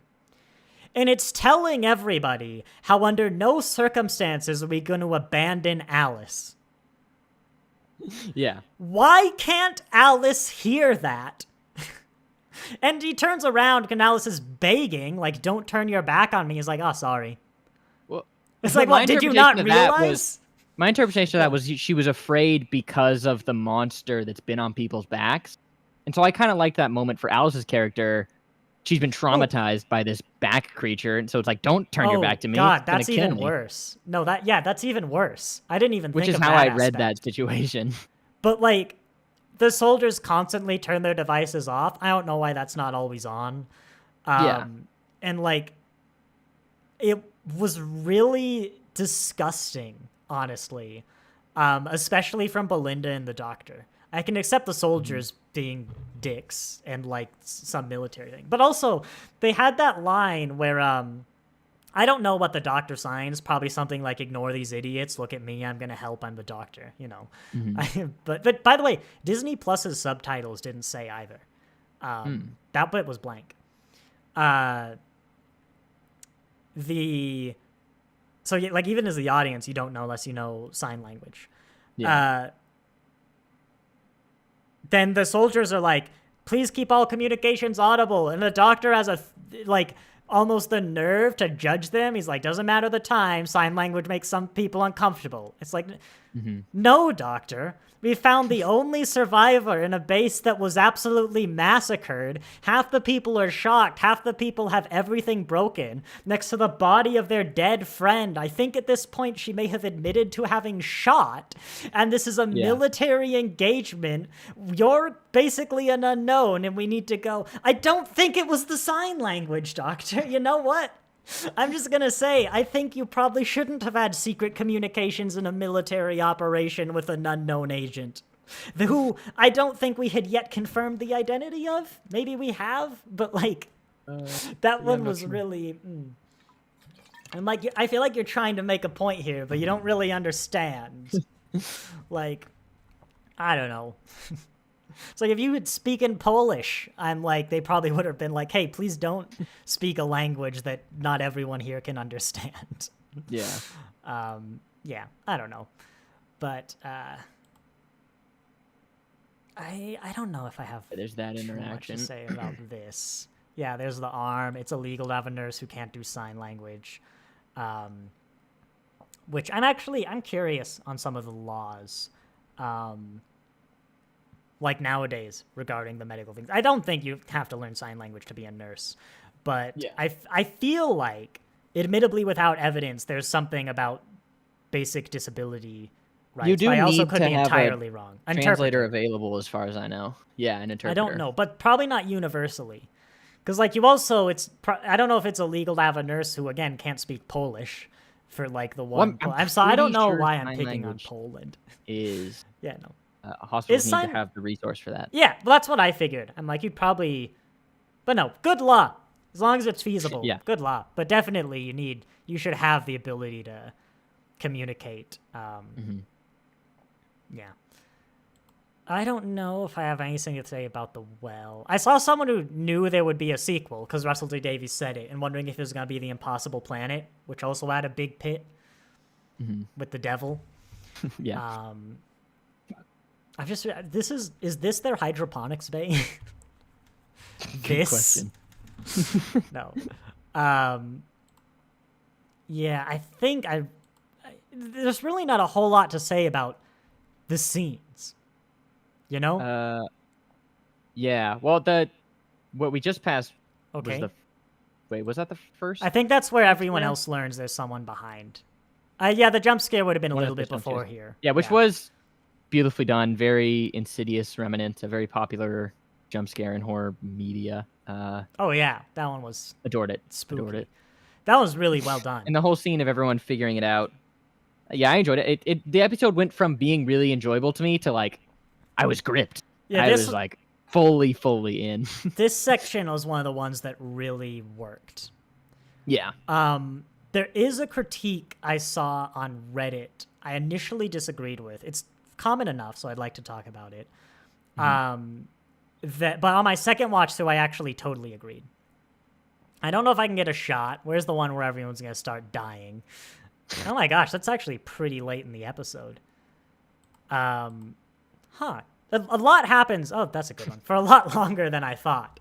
A lot of people are reading saying that they couldn't take this episode seriously because it looked like the people weren't being thrown around with like anywhere near enough force to severely injure most of them, let alone kill them.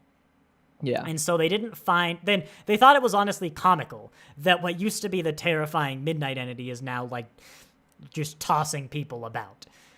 And I disagreed for two reasons. First, I was like, what the hell do you mean? That was like a pretty big throw. And second, that's not my read. My read was stepping behind them is what killed them, right? Like some horrible, mutilated, cosmic horror thing happens to them. And then the entity like throws them aside. Something to that effect, you know? Yeah. But on my rewatch, I noticed two things. First, it really isn't that big of a throw. When you're expecting it, it's like, it's pretty light. And like, you might break an arm. But a lot of these, I'm like, no, like, I could probably survive that. Especially landing on like the flower bed or something here. It's not as bad as it kind of seems. But also, like, every single person who's thrown, this guy is flailing around until the moment he hits the ground. And some of them scream. They seem to be alive while they're in the air. Which kind of has the implication it is the fall that kills them. You get what I'm saying? Yeah, well, the doctor does say that the first body they found had every bone in their body broken. Yeah. It Which could was be that quite a setup. I mean, that's a great way to set the atmosphere. Well, so that's the thing where one of the things that in my head I realized as I was watching this, I'd love if this wasn't Doctor Who or Disney Plus, you could actually show someone getting horrifically every bone in their body being broken, but they can't per se show that here in that way. But yeah, my read is like, yeah, they're being destroyed and then discarded, and maybe they're alive, but they're not gonna. It's not like they're livable. That they're either going to die because every bone in their body is broken, or they're in a weakened state. They're hitting the ground, and the rest of them is leaving, or they're using the magic powers to hit the ground harder than they would if they just fell normally. I'd like to say first, sometimes and often your imagination is like more than whatever they could realize, you know? And we saw CGI ring-a-ding. Don't tell me that they couldn't put body horror on the Doctor Who. I don't know if that... I mean, that'd make this rated R, and isn't this supposed to be like... No, Doctor Who's done, like... The Woman That Fell to Earth has a great scene where, like, they talk about how horribly mutilated some guy is. I think they've had their teeth ripped out, but you never even see, like, a bit of a guy on the floor. It's all left to the imagination. It's super effective. But, so yeah, I kind of like it more that they look undamaged, but their insides are, like, horrible. Yeah. But I don't know, maybe if you watch it again looking for this, I'm like, you know what? I think that's fair. I agree. Maybe it's a direction thing, maybe whatever, but it does look kind of silly. It kind of does. Especially when like you know what's happening. Oh wow, look at that. Yeah, you know it did look a bit silly, I will admit.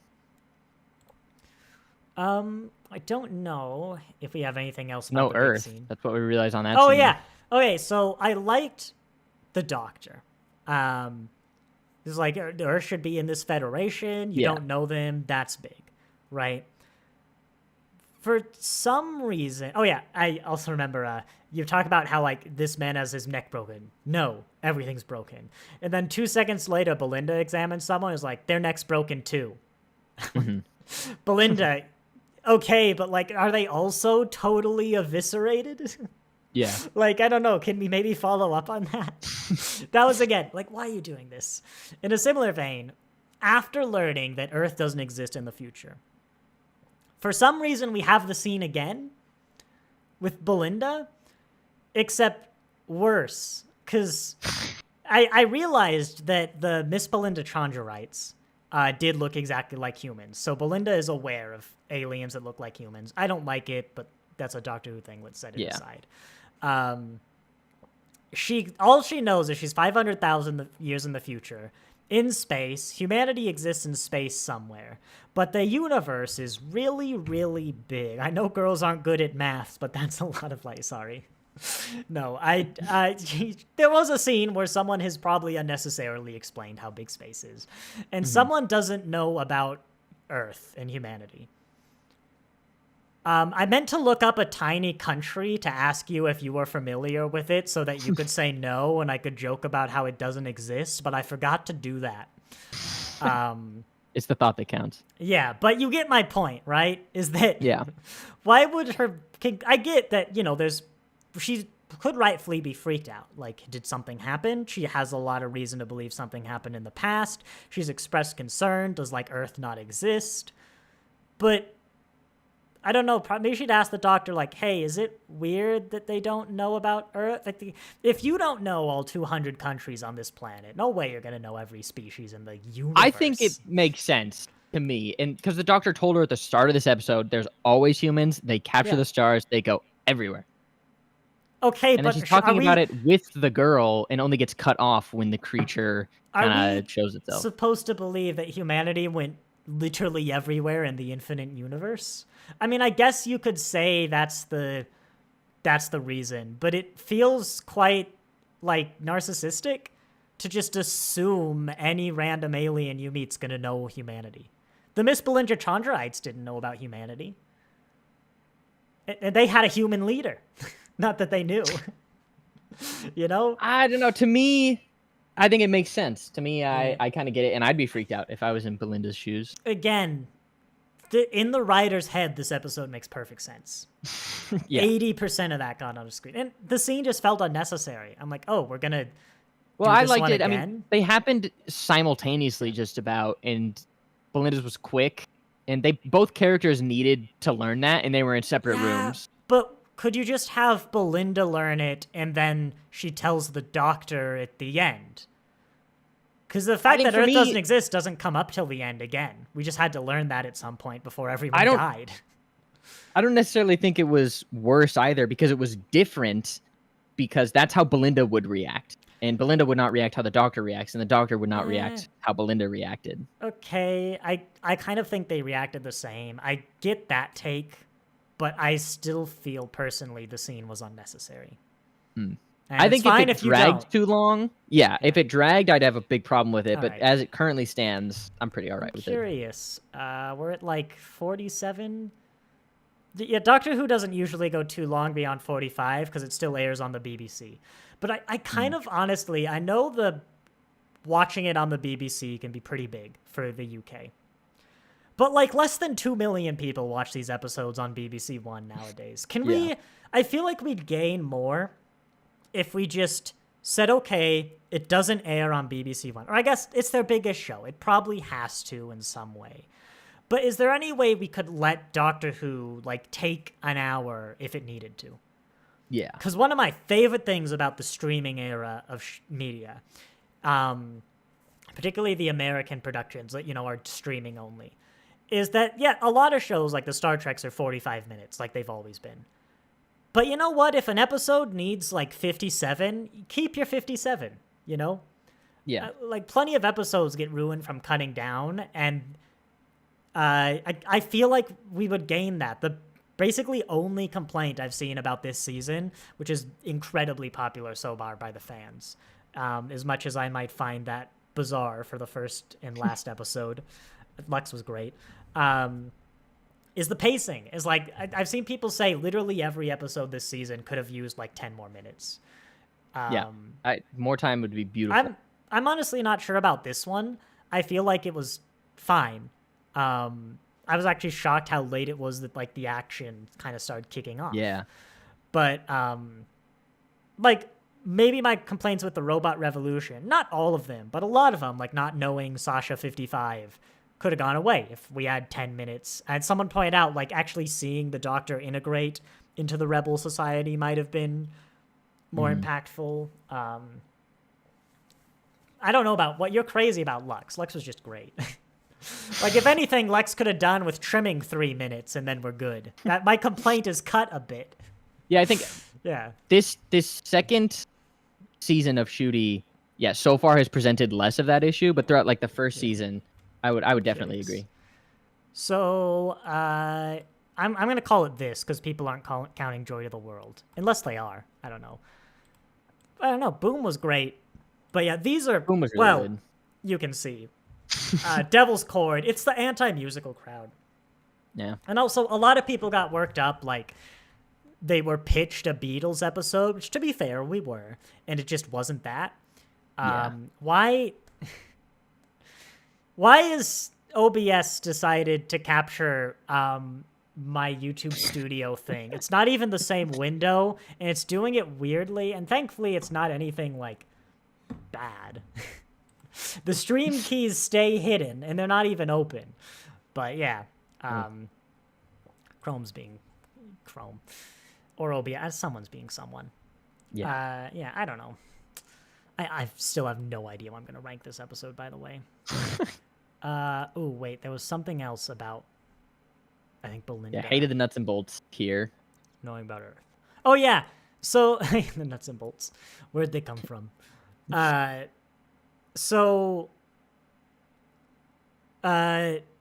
This is something that's bothered me since the 13th Doctor's era really introduced it. It's been you could kind of see it as a problem, but we could ignore it. It was never really addressed, right? This episode takes place in a world where Earth does not exist. And we know for a fact Earth should be part of this federation, whatever it's called, you know? Yeah. In the finale, they're going to fix that, right?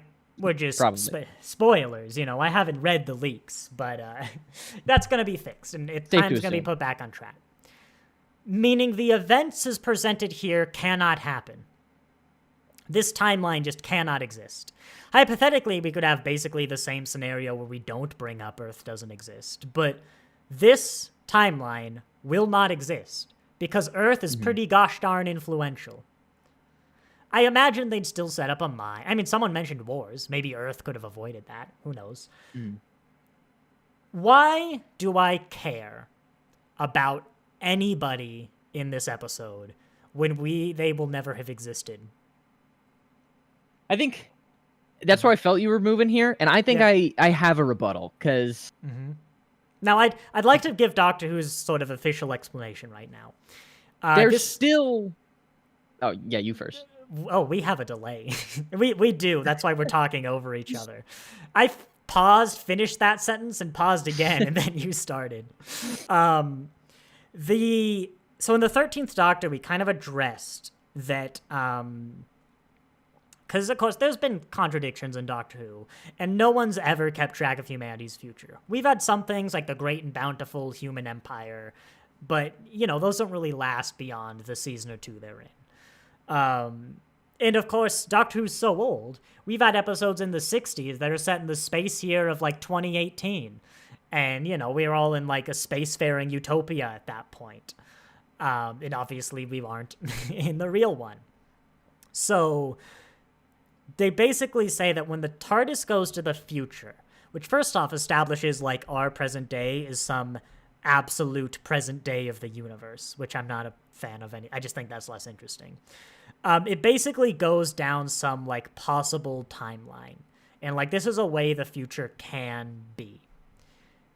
And that's like the explanation. The future is just various timelines. And because of that, that's kind of the prevailing now explanation. You can get into some things that are weirder and different.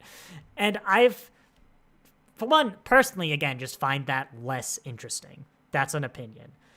But the thing I just described is now I don't know why I should care about people who aren't going to exist, especially because of the Doctor's actions later. Like, surely it's perfectly morally valid to say, I'm just going to bail. Like, I'm going to fix Earth. Your timeline is invalid. Your lives don't matter. Temporal genocide is an unfathomable horror that I really wish shows could address because it's horrific. But yeah. Your thoughts? I think they still exist now. They won't. But what they're feeling Yeah. is happening, and they are feeling it. And no matter what, even when they're gone, they're going to exist in the Doctor's mind and memories and Belinda's. And I think, like, it's like saying if the fact that my I imaginary was not alive, friend exists in my head. Like, well, but that might affect you very deeply. So if the Doctor, like, killed all these people, he might like have to live with like going through the physical actions of killing someone. Would he just be irrational? Like, does pain actually happen if it never did? I understand what you're going for here, and like these people probably shouldn't suffer while they exist, but did the suffering actually happen if they never exist? Well, that's if a tree falls and no one hears it, doesn't make a sound. I think the answer is no, but you absolutely. Get my point? I think because I wasn't born, like I wasn't alive when I wasn't alive, and I will be dead, does it even matter? Well, that matters because you did have a life, but like... But did they not? I mean, they're having one now. Now. That's the thing. No, this timeline won't exist. It will never have happened. So why do we care? And ultimately, there's no go on. What makes the Doctor and Belinda's timeline the correct one when they're the only two people in this universe? Oh yes, that experienced it. Apparently, Loki addresses this, and a lot of sci-fis are like, "Oh no, the history's been changed. We've got to revert it. Let's ignore we are literally committing genocide on a universal scale, declaring our reality is better, even though it is already dead. We're essentially killing somebody to bring someone else back to life." This is the plot of the Star Trek episode 2 Vix. But no, there's no like scientific principle I can point to. Maybe the Doctor on like Gallifrey's Academy can say, actually, these timelines do exist, but they become realities. Kind of like Marvel, maybe you can write it when they matter, but the latest explanations of Doctor Who are these timelines like just don't happen. And I feel like it makes it harder to care about someone who especially in this case, the Doctor is going to take action to make sure to wipe from history. That is what they're doing, which is like any other time a horrific crime, but it's not because Earth doesn't exist anymore and someone changed that. I guess presumably, maybe this is the real timeline, and the abhorrent timeline is the Doctor went back and fixed Earth. Like you said, who knows? Yeah, I think it's a differing of opinion. I think, to me, I care about them because they exist now, but I understand not caring about them because they won't exist later. I always have to like try and force myself to ignore or forget the tidbit that we're going to commit the most heinous crime imaginable on these people and they'll have never existed. Yeah. And that does make it harder to be scared by the jump scares. That's what I'm saying is what this episode does well is harder to appreciate because the things it doesn't do well just make an atmosphere that's hard to appreciate it. But Nightshade, if you're healed, this is Judy's best run of episodes yet. Stories are great. He really sells it now and then. That is the fandom consensus. This is way better than season 1 so far, especially this opening. I've said my piece on Robot Revolution. I've said my piece on this. I honestly, I feel like this is pretty in line with what we got before. I think season 1 kind of backloaded its strongest if we ignore the finale, of course. But yeah. Jack's Law, that's what science is really talking about. Like, there might be theories of, like, I don't know. The thing I've always heard is that, if you let time travel happen, literally all of physics stops working. And our physical models, while incomplete, are like every experiment we've ever done just backs them up more and more so far. There's special relativity, quantum mechanics, which, let's acknowledge, are like mutually exclusive. We still haven't really figured out how to marry those two. Like, yeah, there's stuff we don't know. But I remember, I don't know who said it, maybe like Hawking, someone like that, that the universe, like anytime you try and add time travel, the universe just kind of breaks. Physics as we know it stops working. And like, maybe we're just totally wrong. That happens. I learned recently, Veritasium, yes, the law of conservation of energy isn't actually like a thing universally. It just, it looks like it applies locally on like small scales of space and time, but not universally. And so maybe there's something like that. Time travel is possible, but if you're stuck here on Earth, you're never going to notice. Something like, well, backwards, specifically, of course. Arbitrary time travel, let's call it. But the quote was that, to them, it really feels like there is some law that says time travel is impossible. We just haven't figured it out yet. Because there are other things where it's like, this looks like it's impossible, but like, we don't really understand why. Or like, and then one day we discover electricity. We're like, oh, that makes sense. Nah, magnets, they aren't just magic. Who knows? But yeah, ultimately there's no law. And of course, Doctor Who's frequently like, oh, well, you're just wrong. When people bring this up. Because like, fair enough, in the world of Doctor Who, we're wrong. But every now and then we get some like Gallifreyan explaining how laws of time work.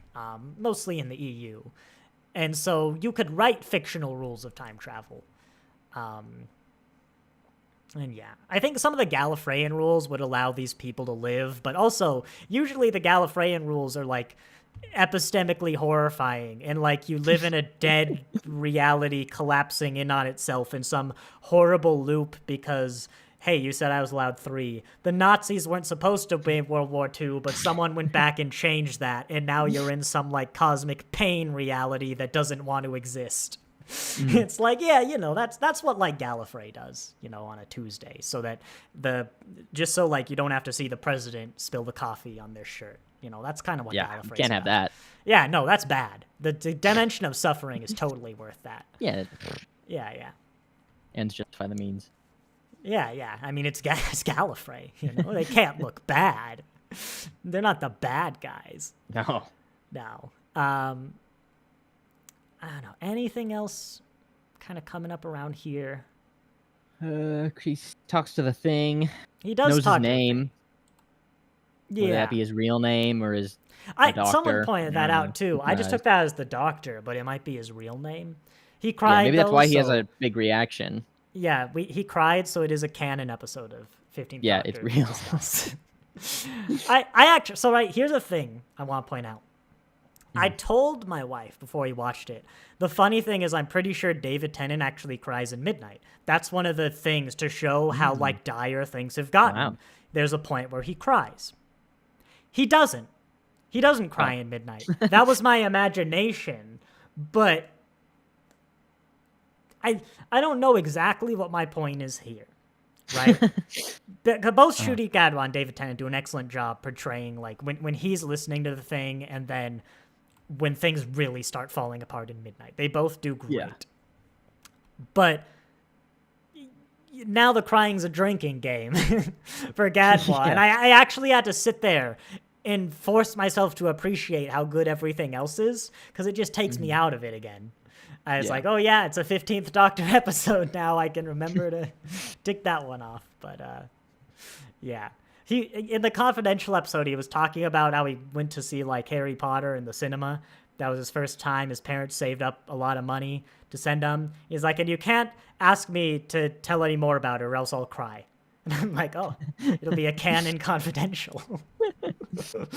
But no, it was a lovely story. And Shruti Gadwal likes Charmander and the fire types. That's what I learned. He loved the Bulbasaur too, that the other guy liked. So. Of course. Yeah. I don't know if I've got anything else super relevant about here, though. Yeah, we're at the mirror bit. I think I did my piece on the mirror bit, which also isn't even that good of a mirror, let's point out. Just like how when they said they smashed all the mirrors, not only, I guess, are there ones on the floor, but that would only matter if someone was lying on the ground, which, by the way, Alice should have done, like, from the moment she told everyone the truth. That's the obvious solution. It's like in the sequel to Blink. The first thing Amy does is winking. Because everyone, like, there's a huge number of people who watch Blink, and why not just wink? Problem solved. If we ever get a sequel to this, someone's just going to lie on the ground. Laying down. Yeah. Hey, guys, you can't get behind me. Well, what I would have done is had that scene, and then someone walks, like, to Alice's feet and then just explodes, you know? It's like, it doesn't matter. It's the behind, you can't just lie paints down. the room red, actually blows up. There is a behind you when you're lying down, right? It's just not your back. It's like, I guess the never top go on of the second story. The top of your head, just the base. Meanwhile, everyone in the basement dead. Just you're like, oh, you lie down. It's like they can't get me. A news screen pops up. It's like Australia is in shambles. It's like just cities falling. That's fun. Do you think there's like people on a planet that way just? Yeah, everyone. Some poor planet orbiting in a string of death. Just. Well, I did sort of wonder about that in a scene we're probably going to get to, and you might have thoughts on. Yeah. When the Doctor's chasing after the captain. Oh, I have thoughts on the scene when the Doctor's chasing after the captain. I keep forgetting about that one, but like we'll get. Oh, hi, Susan. Apparently, I was okay with the Mercury mirror. Yeah. Maybe don't watch Confidential, so I'm just going to tell you about it. The actress who plays Susan Twist went to like a cinema or something, and I think she used a British word. I didn't know what it meant, but like there were bouncers that had like some coat or boots or something they liked, and you're like, oh, that's a nice coat. Like, you know, I'd love to like, where could I get one or something? It was like, oh, can I have it? And they're just like, no. And like, she was joking. They were saying like, oh, well, that's a shame. Have fun. And he's like, tell me what's going on with Miss Flood, and it's yours. And it's like, yeah, she claims to not know. She claims to not know, but I found that funny. Could you imagine too walking home with that boots? It's like, all right, so this is what. Yeah. Lie, you know, I'd lie, but then I'd come back to the cinema after the episode aired. I'd be like, you can have these back. You know, I'd do a fake leak. Brilliant. Yeah, not much. The Entity, remind you, extremely fast at midnight. It ran from like some cliffs in the distance to the van real darn quick.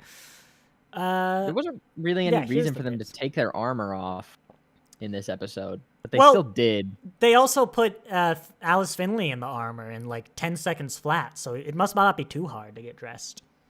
Yeah. But no, they took it off because, you know, it's like the Doctor doesn't want to carry guns. If he shows up in like full combat armor, people are going to think he's a threat and like they're going to want to shoot him. Do you think the Doctor would go into an adventure in like full military getup? Can't say I've seen that yet. Yeah. Also, it didn't look good. And then he sexually assaulted one of the soldiers. Yeah. Sexually harassed. There's a big. I was like, what? Big difference. There's a big difference. I don't remember that part of the episode. Oh, they must have censored it in Florida. No, it was the sex scene was real weird, but I do remember that. Whoops. Yeah. No, I think we talked about this one already. Belinda's not actually going crazy, hearing the whispering. I had a thought. So, what if there actually weren't two entities to start with, but the reflection made a second one? Oh, that's cool. That's kind of cool. I like that. I'm not gonna claim it's not intended. I don't think it's intended, but I kind of want to think that, you know? Yeah. Because you don't see a second one till this bit when it's in the airlock, and it's not attached to anyone. Mm-hmm. But then again, neither's the other creature, so who knows? But I like that. I like that That idea, also yeah. kind of dodges the species thing. I still like there being one, but Mitosis, I don't know. yeah, mitosis. Who knows? Just a reflection. God, that's a good shot. Okay, I'd like to address my big concern. It's one of those moments where I was talking about Alex, and then like halfway down writing the corner, I'm like, am I ruining the moment? I think that the show's moving it. Okay. What is the time pressure? Alice Finley survived for 15 days. Granted, deaf. I don't know. Could we get like noise-canceling headphones? We could probably make Belinda deaf for a bit. I mean, we literally killed her. That was the solution that was offered at hand. But like, it doesn't seem to actually have killed anyone outside of going behind him. Maybe it could, but we haven't seen that yet. Yeah. Couldn't you, especially like the captain or someone, or the doctor, if you could get control of him, especially the captain who takes over this, why not just leave her here, go to the ship? TARDIS has probably got a heck ton of mirrors, It has something that can make whatever we need. That's established. It's got basically a magic replicator. Like, I bet if we gave it a real good think for a bit, we could find a solution to this problem. Mm-hmm. Or at least try, Like, if she's in the base alone, we could take her suit. She can't leave without her helmet. She'll die. Like, what's the time pressure in, you're jumping down the, yeah, it's like, I get it from just not. Captain's perspective.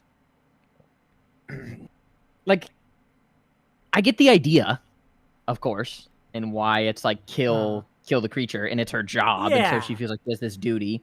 But she didn't. And I get why she would want to do that right away, because if I were in her position, killing myself would be difficult. Why don't she? But if I were gonna do it, I just kind of need to like do it, Run into a room, use her gun to like weld it shut or whatever, and then like stomp on the power pack. Like, but I mean, 5 miles down into the Earth's core. Just run away. Planet's core. It's not going to take them that long to get in the airlock. Like, I think if we put our noggins to it, we could at least... maybe we can't, but you know what? At least we tried. We can say we tried. Well, okay. I agree there might have been a way. Yeah. But also, like, if they're not going to exist anyways... Oh, he didn't care. Okay, I don't think the captain knows that. But you know what? Touche. Maybe that is the solution. Like, I get what the captain's thinking. As a sort of hero sacrifice, military. Oh, yeah.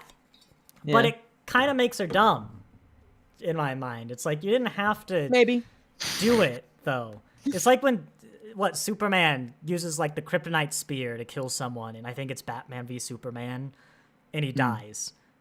And, like, Wonder Woman's right there. She can just throw it and not die. It's like that vibe. It's like, wait, you could just not. I thought you were going to have a different problem with this segment. Okay. And it was going to be that the doctor chases after the captain. Behind them. Where you're not supposed to be. I hadn't even thought, but there's another instance. I think it's that you need someone in front. I really do. I think you need to look at it. Is the doctor not? I bet I could find a clip where the doctor's That's looking. the thing. Okay, I hope he's how about not. this one? We're doing it. And I hated that clip when I saw that, because that's where, to me, direction flawed. You should have had her standing without her back facing the door the doctor's going to walk in. I get you need her over the ledge. Yeah. There's probably a way you could do it, but I agree when you notice it. You still think that, this episode is perfectly explains itself. Not you, like, filling in very critical elements of the plot, like the whispering driving you insane, but this episode fully explains itself. I think it gives you every tool you need.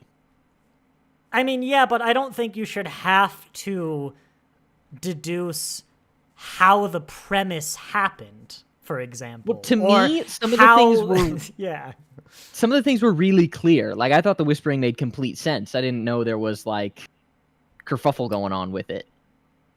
I mean, it makes sense, but I don't think the episode actually, like, the only hint that the whispering is dangerous is the doctor saying maybe that's how you survived, which I get is kind of like, you know, there's an element of this is the show telling you that the whispering is false, but the whispering isn't what kills people.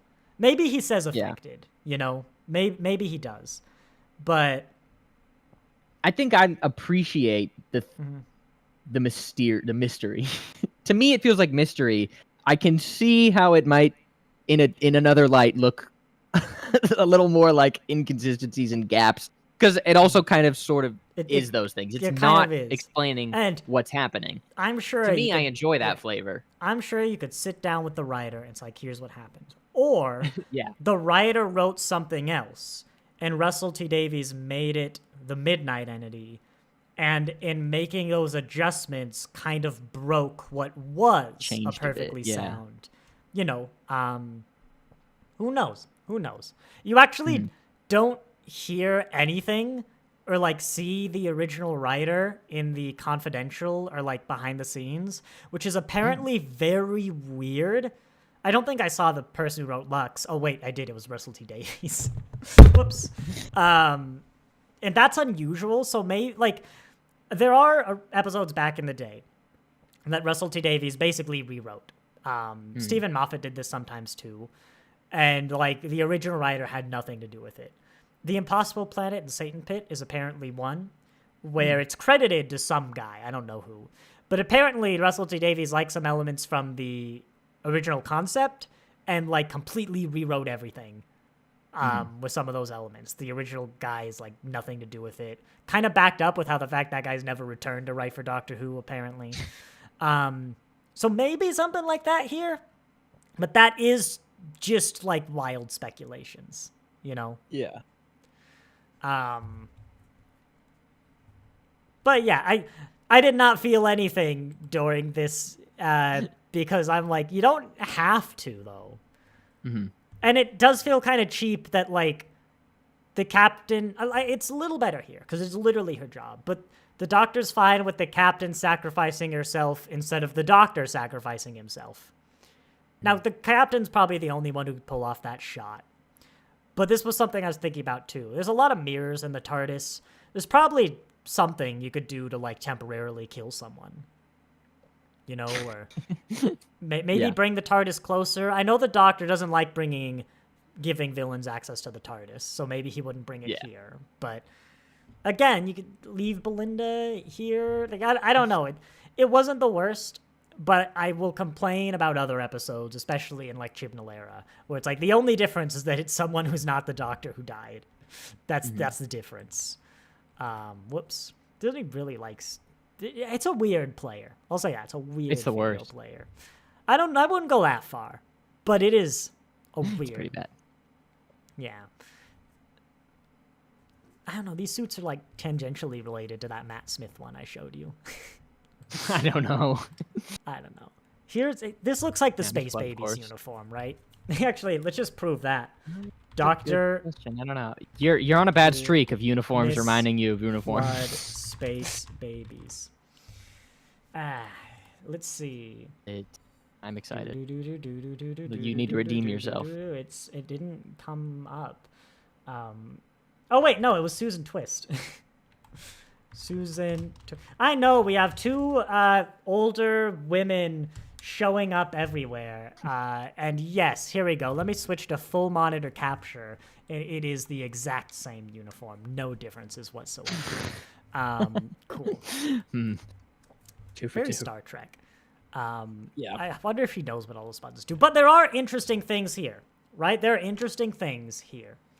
Firstly, Miss Flood's picture of the Vindicator, this looks like the theater from last episode, right? No. Really? It's got the columns, the steps, that kind of an old... No, but that was a completely red room. Well, it's outside. Oh, Yeah, it's oh. outside the theater. I was gonna say, not really. Maybe, yeah. Maybe we'll see an episode later, but it kind of, I get the feeling that Miss Flood is following the Doctor, as opposed to being either like omnipresent or maybe going in another order, and that's interesting. By the way, I am kind of bored of like, we've done this so many times now. Yeah. Apparently, yeah, it's not surprising. she is going to be in every episode. So, yeah. I was telling my wife, what if we just never resolve this? For the next, like, 5 seasons, she's just in every episode. And then in one episode, she's not. In the next episode, you have a normal cold open. And then she just runs onto the set like, I was sick last week, but here I am. But then she's also in that episode as, like, a normal appearance. I'm like, brilliant. 10 out of 10. No, I feel like there's some interesting characterization in her lines here that I'm now believing the leaks. I won't elaborate, but I think I'll settle on my. I mean, I wasn't like disbelieving the leaks anyway. We were just hoping. The people who have read the leaks, I'm reading on Reddit, some of them are like, after the Midnight sequel thing was true, they're like, I now believe all the leaks, and then the comments are like, press F for the finale, or like, oh no. It's like, oh, well, Who knows, though? Who knows? Yeah, it's like intriguing, I guess, but yeah, she's always there. I don't know. It'll get explained when it gets explained, I guess. It was boring the first watch, but on the second, I'm like, oh, you know what? There actually are some details here where if the theories are right, I think coming back, you'd be like, oh, yeah. As someone who has really heard not a thing and is not really involved in the circle, it's like, I don't even know what's being talked about. She just exists to me at this point. I don't think there are theories beyond the leak, because you're right. It's the same way I had with Ruby's mother. You tried to get me to engage with that, and I'm like, I don't care, because like I can't guess it. Like, I never like those type of discussions, because the discussion is, what if Miss Flood is Ace? It's like, or Romana. What if Miss Flood's Romana? Well, yeah, maybe. The end. That's the discussion. Yeah. It's like, yeah, maybe. We don't know. I think Susan Twist, I'll use her as the example. Maybe it was Miss Flood. I don't remember which one. I read a great theory that they were Iris Wildfine, of all people. Like some EU crazy-ass reference that was like actually really well supported with fourth wall breaks and stuff like that. But ultimately it boils down to, this is a great theory. And like, yeah, maybe. Yeah. It's the end of the discussion. Yeah, maybe it's Romana. Could be K9. You don't know. Let's hope. So I don't know about that. Can you imagine like they rip off their mask and it's just the K9 head? It's like, think about it. Evil K9. That's interesting. I don't know about evil K. He'd have to be he like goes possessed. rogue. We fixed K9.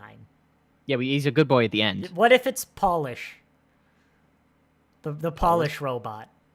From the Polish. Yeah. No, K9 goes crazy and we have to get Polish to fight K9 like the BattleBot arena. She's gotta have a oh my gosh. Wow. She's gotta have the god laugh at some point.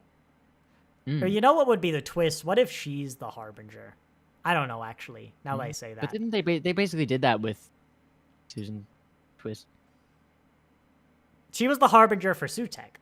What if there's actually some big bad? That'd be like a hell of a dodge. Is like, I don't know. Who'd you bring back? Like Fenric? Just some big bad from the classics? Maybe, but I don't know. Yeah, I don't think that guy should have been recommended for accommodation. I keep showing that up. I agree. I get why it happened. I agree, though. What do you agree about? I don't remember. Well, he shouldn't have been recommended. I get why they recommended him. Nah, even the recommendation is like, he tried. Yeah, I get it. He was following his heart, but like... I'm not allowed to say it again. I got my 3 references. Yeah, but I know of someone else following their heart, you know? Pick a politician you don't like. They're probably following their heart, you know? It's like... It's your moment now. Gotta give this a number. Want to talk about IMDb. Ooh, yeah. So I'm actually curious. While I've got the episodes up, I'm curious if any of this has changed. Yes. Every episode has gotten lower. Oh. IMDb, so Lux is 8, basically the same thing, you know. Robot Revolution is now 6.6. I'm probably more in line with like a 6 now. I said before, if it was later and I knew Belinda was a good character, then I'd be higher, but it's a 6. Joy to the World is now a 6.8. Joy to the World really fell. I'm actually curious. Wow. I won't spend too long. 6.8, 5.1, 6.1, 7.7, Everything is Worse But Church. 8.1, 7.2, 7 for Rogue, 8 for Legend of Ruby Sunday, 6.4 for Empire Death. Everything has gone down except Church. In a way, I think that's kind of inevitable because, you know, the dedicated fans are going to watch first, and despite the stereotype, the dedicated fans are, you know, more likely to like an episode of Doctor Who because they like Doctor Who. The fan base biases them. But the longer it goes on, you get someone who's like, I'll try this new show, you know? Yeah, and then they're just less... Like, other than Joy, it wasn't too big. But also, half the people who watched Joy were, like, slightly drunk on Christmas wine. Yeah. They admitted themselves, you know. I think The Well is going to be a high 7. Oh, yeah, what is it? A high 7. You are underestimating greatly the fan base. I felt like I was going to be greedy if I... Because the highest one is... I don't think IMDb's put anything in the 9s. No, 8.7 is... I mean, it's The lower. Legend of Ruby Sunday. Oh, we did it. So that was after Empire. Oh, yeah. Was I could say 8.5. But the highest was that initial 8.7. Yeah. 8.7. The Well is currently the highest rated episode of Ncuti Gatwa Doctor Who. In fact, I'm curious. I can get behind this. I did, Doctor clearly. Who, Wild Blue Yonder, IMDb. That's going to be the best special, I assume. I'm curious for this whole era. 8.2. So, yeah, right now, and bear in mind that probably would have been a bit higher because everything has fallen. So this is currently the highest rated episode of the Russell T Davies 2 era. Ooh. Assuming that the Giggle and the Star Beast aren't higher rated than I expect. That is interesting. I would not have thought that. It's a little more believable, actually, looking at it. Because, you know, as much as I say, like, there was a really good stretch later on. Boom was great. 73 yards. Yeah. I mean, they all had some problems, though. Yeah. Actually, I don't know if Dot and Bubble had many real problems. But these two had problems. Yeah, I think I was the only one that didn't like Dot and Bubble. You didn't? Oh, you did? No, I gave it a 6. Oh, really? It was one step above Space Babies for me, yeah. No, oh, Church. There you go. Yeah, that's interesting. But we liked Space Babies, but you don't like 70s Dot and Bubble. See? This is why. Well, no, because it was one step above. It was enjoyable, but yeah. Yeah. Interesting. Yeah, but I guess, well, to me. It just... The ways that it wasn't as good are the ones that tend to really get me, is I like a tight plot, you know? Yeah. You should know this about me by now. I like a tight plot. And of course, the ways in which they were bad it made it harder to enjoy the ways that were good. I mean, I'm not a horror person generally. Really not. But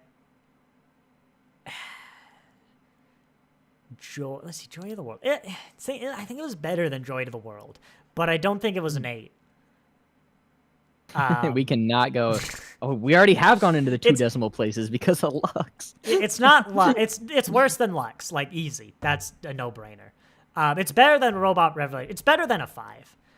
That's good. And it's hard because I kind of want to rank it a little more objectively, like, it's better than Rogue. You know what? I think it's better than Space Babies. But also, I do think it's fundamentally put together quite poorly. It's a really weird, maybe it's horror, you know, like I did get scares. Yep. What if I just don't? Greater than the sum of its. What if I don't? Oh, that's scandalous. Scandalous. Whoa. What if I don't? What if I don't? Eight? I don't know. I don't think it deserves an 8. An 8 is like, you're a good episode of Doctor Who, but you're not like standing out, right? So I don't think you can get an 8. I think I'm just gonna have to throw Joy to the World out. You know? I think next. I think. Well, I think next to. Well, no, I can't do that. I think next to like what's come after Joy to the World should go down. It was Christmas, you know, who's really paying attention. That's why I genuinely think that's why Joy of the World's had the biggest fall. I think it's gonna do a 78. Oh, that 78. was a detail. Last year they went to like 1953, 57 to I don't remember, but they went to 73 years in the past, which was an interesting little detail in Lux. I don't know if that'll ever come up again. There's a decimal. Ooh. Is How many there places? A decimal? Ooh. One. No.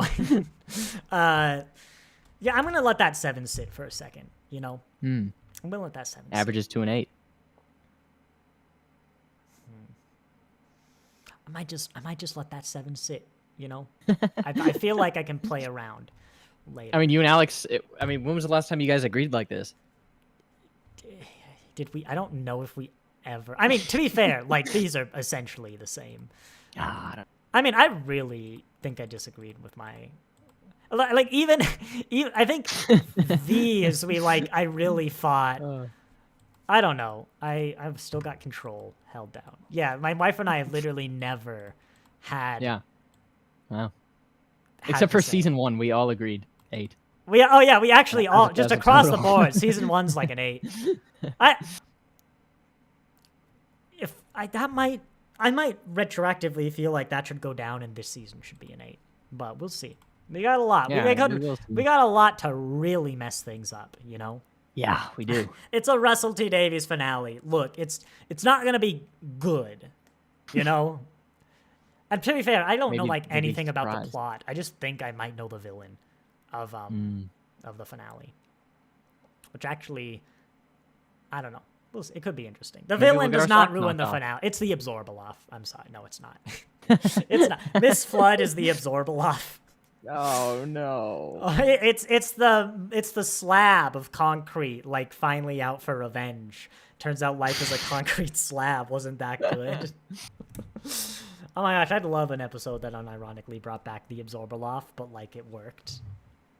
If they ever reboot Doctor Who again, I bet I would want an Absorbaloff episode. You know? Oh man, I'd need to be convinced. Well, it's like, let's do it right. You know? Let's do the Absorbaloff justice. Justice for the Absorbaloff. I don't know. Just, let it lie, A child won that competition. They spent so hard. And he got what he signed up for, and he doesn't deserve anything more. Give another drawing if you want another episode, kid. Wow. There we go. I realized IMDb didn't have a minimum. I might just live with that 7. I don't know. Who knows? This is the part where we complain about this. Do you want to talk? I'm liking it, dude. I'm having a good season, it looks like. If you don't want to know even like the title of the next episode, this is the point you leave. But the title of the next episode is I've got to know. Lucky Day. Ooh. Now, of course, if you don't know, as we have with all the previous episodes, I've infiltrated the BBC, Bad Wolf, Disney, the highest levels of the British government. All of them. All of them. all of them. I got King Charles in my pocket. That's right. I know his name. You But and Charlie are close. yeah, Charlie. No, only me. You can't. Sorry. No. Never do that again. You have to buy I won't. You have I to won't. buy a Big Finish My first. sincerest apologies. Yeah, to good old Charlie. Lucky day. But yeah, like we've done, my infiltrators have been giving me the scoops of the real episodes, none of those bad leaks, you know. And of course, they got a fairly early draft of the well. You know, they definitely trimmed off some of the fat that we were talking about. But like Little Timmy, that was the creature's name, Little Timmy. They were there, you know, rescued from the well. It was a big military operation. So, lucky day, right? Is the doctor, when he goes out to like set the Vindicator down next time, right? He finds like a penny on the ground, right? And he picks it up, you know. And as you know, it's like he's gonna have good luck. Must be his lucky day. Yeah. And so basically, the doctor, to like get the Vindicator readings this time, it kind of like works well in like paces of you know, like normal Doctor Who adventure, like Strife, whatever. You know, there's like a dictatorship. It just does. Time's more like active in those interesting times. But of course, he's lucky. So like he just can't. Everyone around him is just like having a great day, right? It's like dictatorships like collapse, just like, you know, for unrelated reasons. People like someone trips, but like their ankle's miraculously not scraped. I don't know why your ankle would be scraped. It's just like he's just trying to find like something to help people with, and he just can't because it's just everything's going well, you know.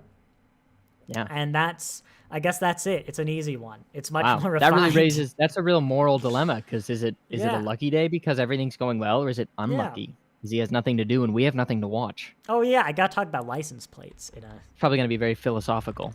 Yeah, no, it is license. I was gonna actually go into the store toy, but yeah, Washington State, right? If you don't know, they, as far as I can tell, issue license plates. Like, for some reason, if you don't know, like the license plate on a car, they basically just count up from like A, B, and they probably skip some letters. You know, the ones that spell rude things, but it goes up over time, right? So, of course, when I was a kid, like every license plate started with an A, and there was like occasional B's, you know? Nowadays, they're all C's and D's in Washington. And it makes me, I remember when I saw a D for the first time, like a few months ago. No, I won't rephrase that sentence. And like, I nearly died. Alex, welcome back. Are you still, have you been here the whole time? Here's where you leave. You've heard this run 1,000 times. Yeah, no. And I mean, one day I'm going to feel like an E. I'm going to see an E license plate, you know? It's like we said before, we're going to go past Z. I'm going to have to buy a car for like a child, you know? And it's going to be like a J. And it's getting faster. It's getting faster, Caden. Yeah, no, believe me. I know it. I know your opinions on license plates. Maybe I it's should good just to inform the people. Move to Florida, like you. I should go somewhere that doesn't do this. Yeah, but our license plates are ugly. If anyone in Florida is listening, dude, that's true. Washington aren't these does ugly? have. Our license plate sucks. I love Washington's license plate. It's probably not the best, but it's a good one, and especially when you look at it's up there. I love other states. It's up there. You know. Yeah, it's like not the best. I don't much think. like the state flags. Like, most of them are just so bad that it doesn't take a lot to become pretty good. Like, yeah, relatively. there's some bad license. Yeah, I'm sorry, CGB Grey. I know flags are not money, but you can't tell me the Washington flag doesn't at least stand out. We get to feel different. Yeah. Sorry. Have you not seen that video? I just assume everyone has, where he ranks flags. I got distracted looking up Colorado's license plate, because that's my favorite, I think. Okay. Have they changed the Colorado license? It's just so aesthetic and simple. When I went to UW, I like had that view of Mount Rainier. That's a good one. That's a lot like Washington. Yeah, but yeah, I think it's just really balanced. Nice. I used to have the like license plate view of Mount Rainier when I went to UW. Yeah. Well, I think it was like a slightly different angle too, and it kind of threw me off always because I'm like, that's not Mount Rainier. I like to imagine days from now, Yeah. A dedicated stream watcher that wasn't able to make it comes excitedly, but before they get going, they click right to the end to see what we rate the episodes, and they encounter our opinions on license plates. You want to actually, while we're here, do you want to just do like the license plates so we can do state, and we can do like county? We're not doing. Do different this. counties have different license plates? Well, no, but in Idaho, the first letter is starts based with a off the different letter. county, and Yeah. so it might maybe the like certain counties just look better with the letter. We're down to one viewer now for the first time in the whole episode, and it's Jack Swan. It just got perfect. It just got great. I wonder This we game's could just do starting. that. Let's stop watching Doctor Who and just do like bad tier lists. No, I'd love to do some project. We've talked about this when you're actually in Spokane and like we could go to one house. Like I think we've talked about doing Foley for something and like just dubbing a show like the Foley Ship of the Wing. I still think it might be fun to do Harry Potter. That's what we do now. That's our stream. We just dub all of Harry Potter. But we'll find maybe Star Wars. We'll find something. We'll do something fun after Doctor Who, which will last for like 5 more years. Oh, eons. Probably about 5 years. I haven't actually mathed it out. I mean, if the show gets canceled, it'll be like 3 years, because that's the length to go through every episode 1 week at a time. It was about 3 years. But I think it'll be about 5 because we've been doing it for like 2 years or something, and we're still on David Tennant. Because we take like 3 months off for these. That's true. We do. But yeah, I'll let that 7, 10, 7. You know, but hey, on average, we're pretty close. Yeah. I wonder Midnight's gonna be an interesting stream. That'll probably be like, I don't know, 4 or 5 months from now. But yeah, well, you could math it if you want. We're doing Last of the Time Lords the week after this one. There might be some weeks off, but it's the end of season 4. Honestly, it could be a year from now. I don't know. Could be after the next season of... No, because that's not going to be next year. They're going to film it in time. No, there's something else. Oh, yes. I think it's time to enter the spoil zone. Ooh, spoil zone. If we want to. What spoilers are we talking? Anything future episodes. I mean, you can limit me, of course, but we both know something about Lucky Day. So this is your warning now, of like, well, let's limit it to Lucky Day for now. Yeah, I don't talk know about if there's Lucky anything Day. else, but then I'm liking not knowing the rest. I know, I wish too, but I want to make predictions. Wait, is that the episode before the finale? It is. Oh. Wait, that's the episode that... Okay, so the 24th, the 25th, sorry, the date they keep referencing in the show, is the day after this one airs. It doesn't seem like set up for the finale to me, because I know what this one's about, but hey. This is episode 6, if you don't want to do the math on my weird Excel columns. But yeah, Lucky Day. Let's actually have you say it, because there's a chance we don't know the same thing. Well, the first frame of the Up Next Time, which is a bold first frame, is Ruby Sunday. Yeah, I The one and caught only. the pause before we even got anywhere near those next times on. But yes, Rubius Sunday, that's their name, is in the next episode. And I've known she was going to be in next series since last season. I've skirted the question of if she is coming back or not. Someone pointed out, actually, we're following a pretty similar structure. Apparently, if you want to really make the pattern work, Space Babies, weird, kind of out there, spacey episode. Then we have the one that's out there and we face the god, Lux the Devil's Cord. Then we have the, like, futuristic one. It's not the best. Then we have the one that's a Ruby Sunday focus, assuming it's a focus. But that's someone making a pattern work. It's weird because because Ruby's a human. Yeah, from I Earth. thought about that. I wonder, honestly, if the Doctor and Belinda aren't in it. If it's Ruby and maybe Unit dealing with the... Interesting.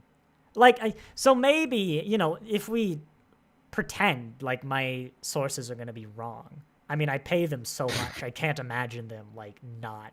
They need so much money to get. I mean, Yeah. you wouldn't believe. King Charles has rich habits. But yeah, Lucky Day, as I imagine, maybe like basically everyone just has good luck on Earth. Like everything's going right. I don't really know what you can like do with that. Like maybe your bank robberies are good, but then you have to kind of acknowledge the bank's not having a lucky day. Maybe everyone's really unlucky and it's sarcastic. Torchwood has a season called Miracle Day where nobody can die anymore. And as I understand it, it kind of explores this premise of no one's killable. I haven't seen it myself, but I'm thinking maybe something kind of like that, where just everything always goes right for anyone taking an action. Because that's how you could kind of get away with like a bank robbery, is lucky for one but not another. Mm-hmm. But like, does everyone running for president win? I guess. Does everyone's vote? Like, I don't know. It feels too weird to work around. Or you know what? I bet one person gets lucky. That's the thing. I believe that. Yeah, that might be a more guess. I bet I'm thinking it's Ruby and maybe Unit. The people on modern day Earth dealing with what's gonna be the setup for the finale. Or maybe we make it and then they're like, yeah, screw it, Belinda. You wanna keep going? I don't know. Maybe like all of this is on. Okay, I don't think this one's on Earth. But it's in the title. If you know the title of this one, and it's probably the one you're thinking of, then you know what the episode's about. A return of the Absorbaloff, yeah. I'm just intrigued how they're going to do Earth when there's no Earth, and humans. Sunday when there's no humans. Max column has just become a lot more... well, no, the past exists. They went to Miami. So, like, it's just Earth gets destroyed in 2025. That's not weird. I suppose. That's just Earth gets destroyed. That makes sense. Yeah. We see the monuments. Remember Vegas? It gets destroyed. Yeah. Okay, you have a point. Cool. I've just realized that's what this column was.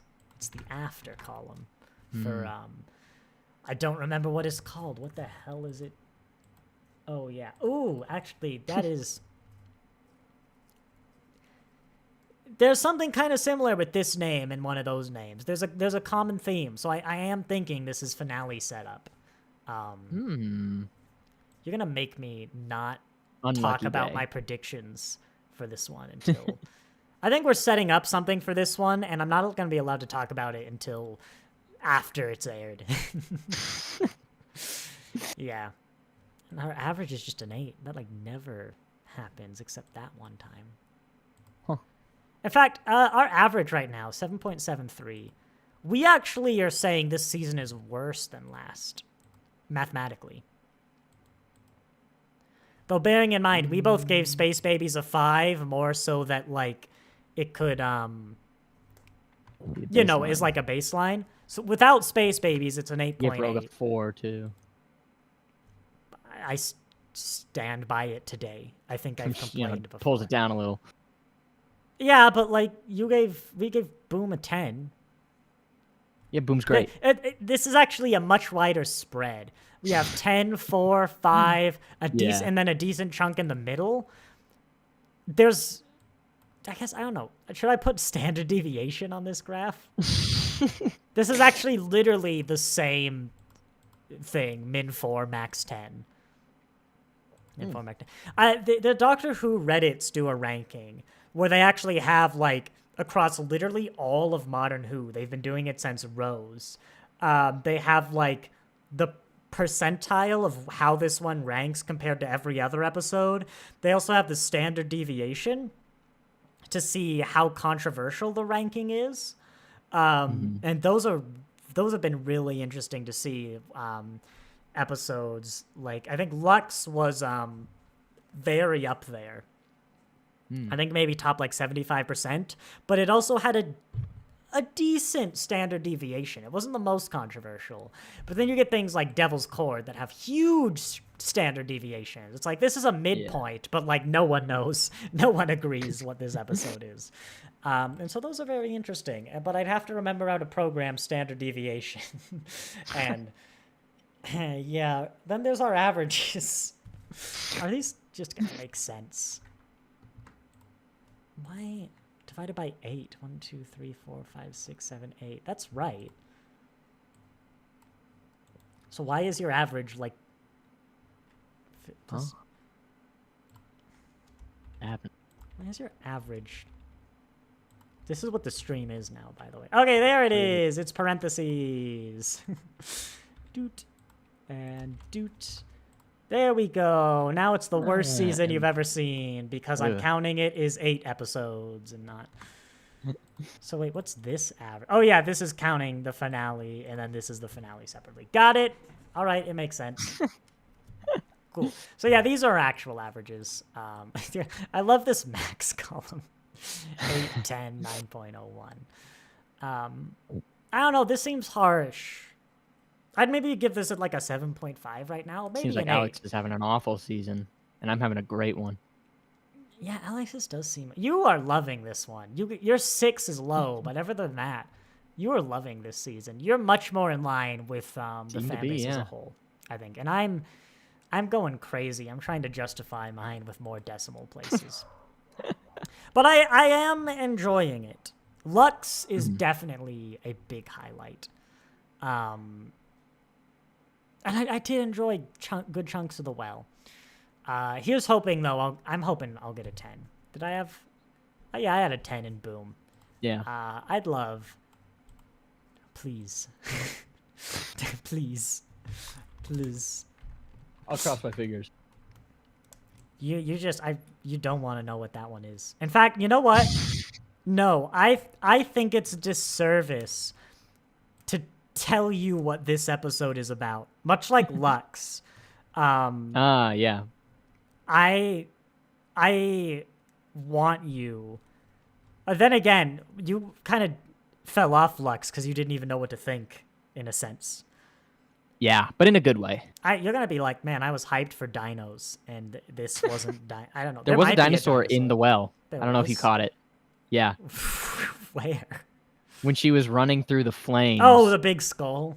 There's a big dinosaur skull. You know what? If you want to, Which is probably what bumped it up to a 10. You know let's what? Be honest. You know what? I'm an idiot. You're right.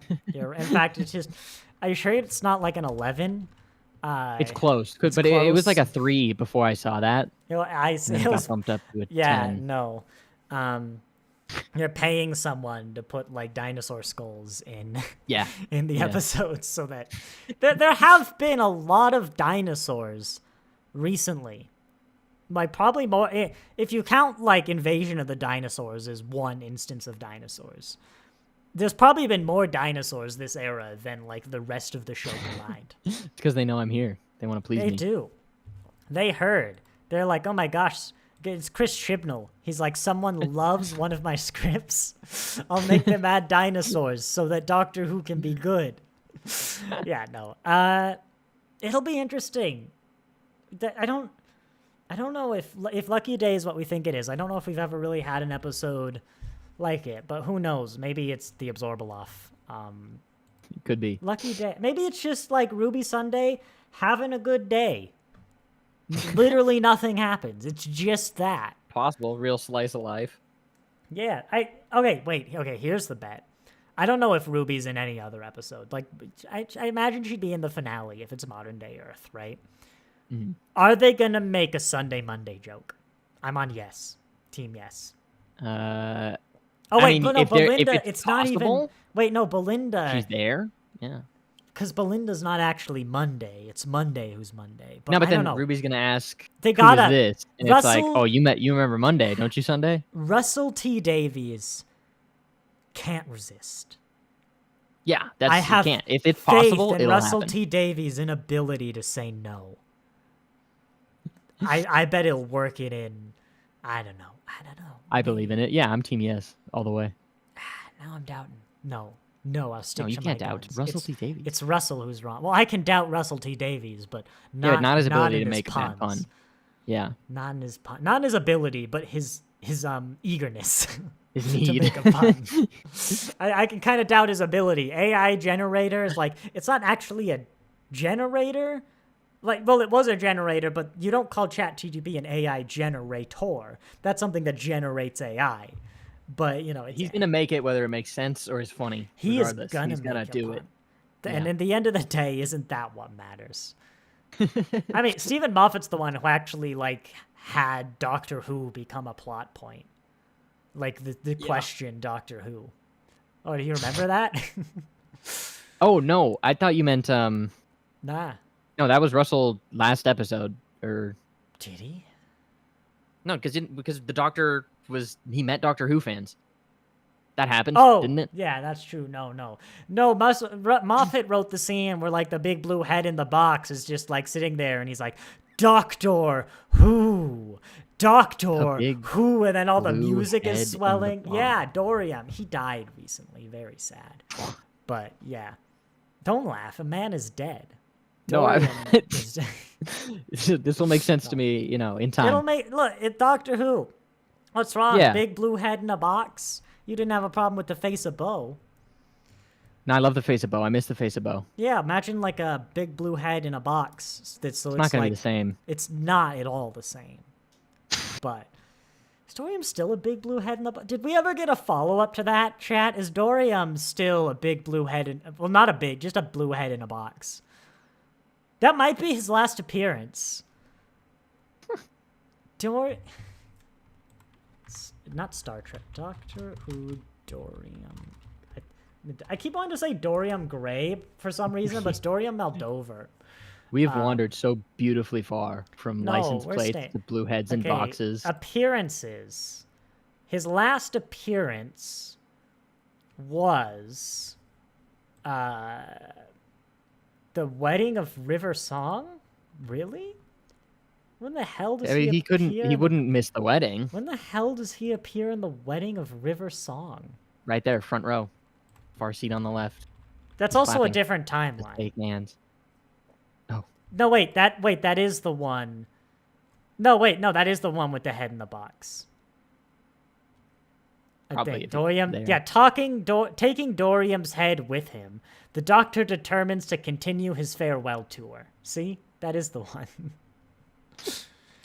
There's a TARDIS wiki link for farewell tour. There we go. Well, here we are. I think this is the specific farewell tour. You may be looking for the 10th Doctor's final reward. TARDIS wiki. Memory Alpha still has TARDIS wiki beat. But there you go. Look at him staring. There's Wilf. He's died recently. Very sad. You want to laugh at that one too? I'm so lost. Yeah, it's like, there we go. All right, I think we should probably wrap it up. You know what? It was a good one. Despite all the attempts I made to convince you it wasn't a good one. I was wondering if I was... because I gave my rating in the beginning. I was wondering if it would falter, but I still think it's a 10. Still? Even after all the reasons I pointed out to you, it's not. Greater than the sum of all of its parts. It's a beautiful experience. You know... Adored it. I'm glad you enjoyed it. I even watched it twice to make sure I thought it was a 10. You did. You know what? This one really spoke to you. You're gonna love Midnight. You know, I'm hoping. I'm really excited for it now. Those horror ones, you'll probably just like, this is garbage. What is this? Yeah. Yeah. No, it's good. I mean, I'd be very surprised if you didn't like. I'd be amazed if you thought Midnight was bad. If you liked this. Yeah. Because Midnight is.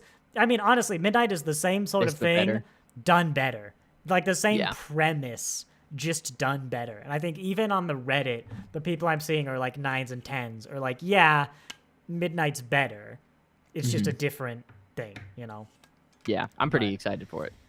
Yeah, so stay tuned in about a year. I don't know, like 5 months. You just subscribe, honestly. If you really want to watch Caden watch Midnight, just subscribe and keep an eye on the episodes. Yeah. Well, anyway, I think I will say thank you all very much for watching. And I'll see you next time. Bye-bye.